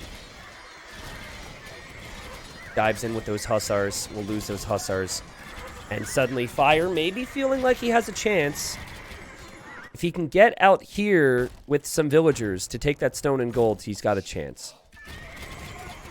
So I liked it before because I think Fire needed that gold, but I'm not sure about the Conquistador number being at 24 because you continue to fight underneath castles here. We'll see, though. He is going to go bombard towers. Those villagers will complete it too because they're Spanish builders. I don't know, man. This is the composition. Like now I'm liking the Cav Archers more. And I think Dark's like, I've got this game. He doesn't have this game. Not yet. He has to work a lot harder to take this win. What a crazy series, man. Okay, but now he's got a Treb. And so now Fire is going to need some sort of siege or Hussars to take out the Treb. But... No, I did this yesterday. Oh, I've been there. He shouldn't do it again. There he goes. Now, those Bombard Towers would be very helpful here. I love that. You don't see that from too many players these days. He must have played up against MBL a few times on the ladder. You just have to get that military count up, Dark. 16 military. Castle from Fire tells me he's still in business. Can't believe I'm saying it, but he's still in business. Dark is getting his production buildings rolling. He will take this castle out from Fire in the middle. And how does Fire stop the Bombard Towers? I think while it's been sloppy at times for Dark, his positioning is great. At least it was great until, you know, the Hussars broke through, and now Fire is able to get more gold. And now he's going to wall, but it's too late, and the Hussars will be there. The Cav Archer Ball is getting more and more difficult to kill, guys. We've got 45 of them. 4,000 HP army, and the Conquistadors are getting shredded because Dark's distracted. He's sending his Hussars back here now. So, maybe Fire can slowly take out these towers. What a game. And what a series this is. Who's winning right now? Say it. Who wins this game? If you had to predict it, chat. Bombard Towers aren't cheap, by the way. Bombard Towers are not cheap. And these Hussar raids are going to catch up with Dark. So, we are winning. Yes, we as the viewers are winning, but... I can't. I honestly wouldn't be able to guess. If I had to pick someone right now, I'm going to say Dark. Because he has more relics. And he has that line of towers. But if Fire can continue the raids on the left, Fire can bring this back 100%. Especially, like, even this. One villager getting those stables in. And Dark could lose ground in the middle because he is having to deal with those raids. And I still don't see a strong answer to these Cav Archers. And if you say Skirmishers, that would lose him the game. That's what sucks here. Skirms lose you the game because Bombard Cannons take care of the Skirms, no problem. And Hussars take care of the Skirms, no problem. It's about pop efficiency. Which population is going to be more efficient? Here comes Dark. He continues to dive in Hussars after the cannons. And these tanky Spanish villagers continue to just make more towers. He's getting siege ram now. Is taking out some stables, but hasn't really taken out the cannons yet. Took one. Villagers making more and more towers. Fire's villagers gonna get through, and Dark spots it. That's huge. But his Trebs, man. His Trebs. Dark has to back away. Dark's military count is still really low. Okay, I'll tell you what I'd love to see Fire do next, and it feels like it's impossible to do at, you know, when you're doing everything else. Ram here. You both have gates here. Start to just attack on that side, because then Dark reacts again. You are able to stabilize a bit more in the middle. Oh, God. Oh, no. Fire. Fire. Fire. Oh, my God. The Vills. Are you kidding me? He was able to stabilize a little bit more towards the middle is my point, because he attacked on the side. So, but you know, it's tricky because you also might want all your pop in the middle to just kill him right now. And then maybe Dark needs to switch to the side. More Hussar production is definitely needed for Fire, but maybe he needs to stop making Vills. He's stressed. Both are stressed. Look at the Vill counts. Oh, God. They're both, and okay, at least Dark realizes my villagers are Spanish villagers. This is one way. This might be intentional, too. Look at him go. Supremacy villagers diving in. They're tanky, guys. And the Rams also trying to take care of buildings. I don't know, though. There's, like, no conks on the field. Can Hussar Villager Siege Ram do it? Fire dropping a castle here as he goes for another bombard tower on the left. Fire's Cav Archer mass still quite high. Stable did not complete, by the way. I just had to double check that. I don't know if Dark is like really making a ton of progress, but you could say his civilization is much better if there's no gold left on the map. So I think for now, you continue doing what you're doing if you're Dark. And then if everything's officially out of gold and then players are just relying on relics, then you can go skirm. And I think having that option, and it looks like a cannon over here might have died. Having that option to go skirms is so nice. Fire needs to be pushing right now. With this matchup and the way the relics are looking, he needs to be making progress. Dark can snipe bomber cannons all day with hussars. You cannot make bomber cannons all day. And oh boy, we have a score flip. Dark is making progress. Still has 150 vills though. He has too many vills, which is why he won't be able to go for the kill. But, you know, maybe it feels like all of his TCs are just sending the vills to that gold, honestly. See them all running forward? Okay, not those guys, but you see these? I think he set his TC gather point. Look. Yeah, he set his TC gather point directly on that gold. Which is probably smart, because who cares if he loses the vills? He's got the food eco to make more. He just wants as much gold as possible. If you said Dark when I asked 10 minutes ago, I think you're correct, guys. Fire's losing more and more ground. His cannon number's not high enough to push back these towers. It's such a difficult task to push back these towers. Also, the relics are here for Fire as well. I would be all over that monastery with a ram. More villagers just running in. 157 villagers. Somehow Dark is going up in vill count when he's sacrificing so many and risking so much. The Hussars have made it in the back of Fire's economy, guys. And the 18-year-old Dark, I think, is just so close. He just needs one more nail in the coffin here. And he's going to send Fire back to Gold League for the next season. Now, he will be confirmed to be in Platinum, which is such an exciting story. Fire's military count has been good. The Cav Archers, I'm sure, have kills. 132 kills from that group of Cav Archers. The Kongs can't say that. But it just doesn't matter. Dark's got throwaway units. He just wants the position on the map, and he's got it on the sides. He got it with the relics. He'll now actually be able... Look at this. He's making monks here already. Fire will actually lose these relics.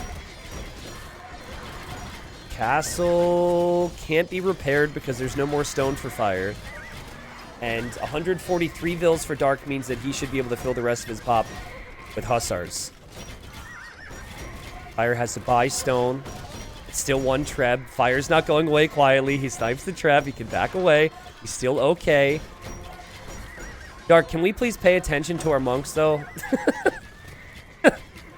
Please. Don't tell me he gets this because of the ram. Oh, my God. Fire, shoot that thing. Okay. That was almost insulting, man.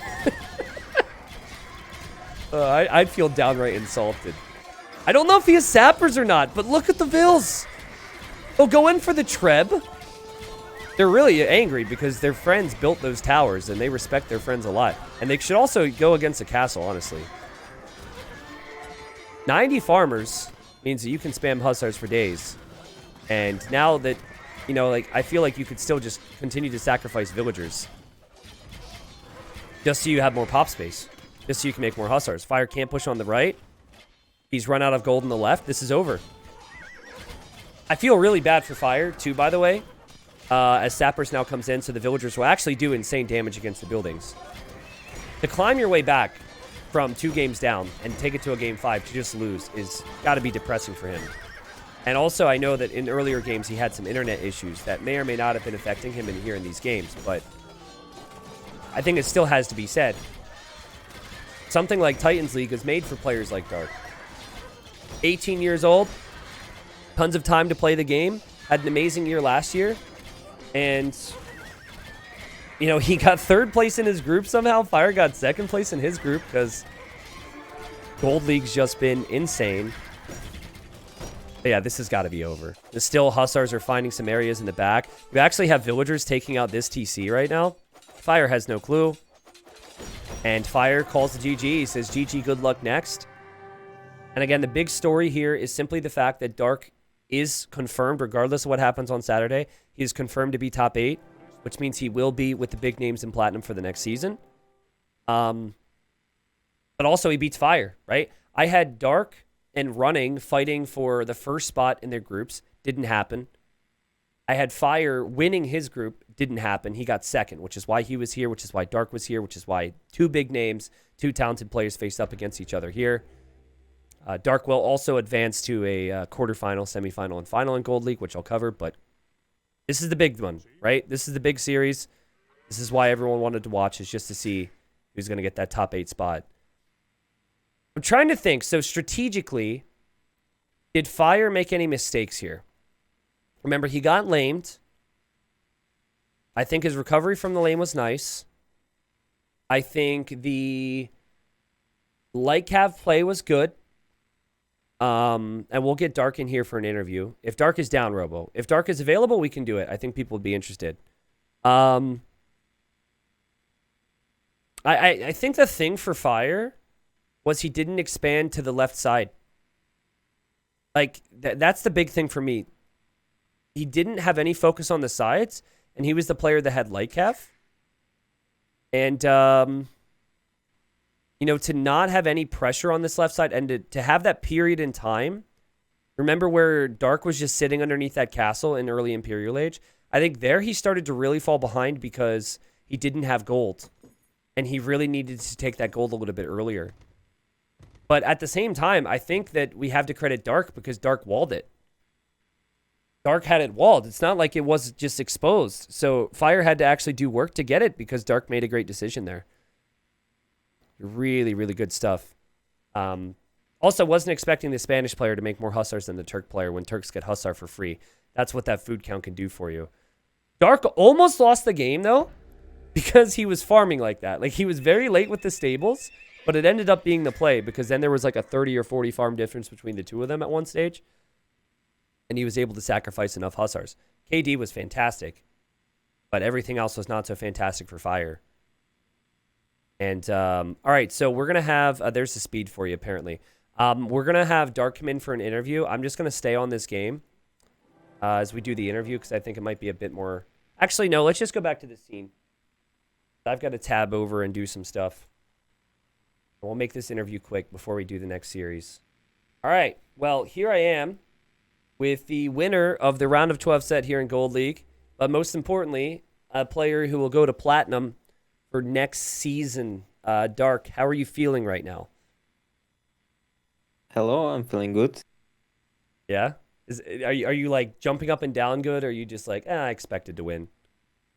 Yeah, I expected, but honestly, I thought I would uh, destroy even more, like 3-0 or 3-1. After the first two But games, too.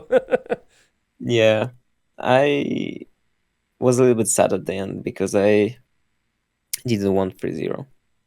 Okay. All right. Well, so before the series, you know, you were third place in your group. I know you probably got a little surprised. And then Fire was second. And I think a lot of people would have predicted either you to be first in your group or maybe Fire to be first in his. So the fact that you saw Fire here, how did you feel going into the series? Because obviously, again, if you would have lost this, you're in gold again. Well, I didn't have any fear going to this set. Mm-hmm. I was pretty confident that I can beat Fire and even a little bit happy because I can compete with a good player, Mm-hmm. not just a random noob. That's a good mindset. Okay. Which game do you think you played the best in this entire series?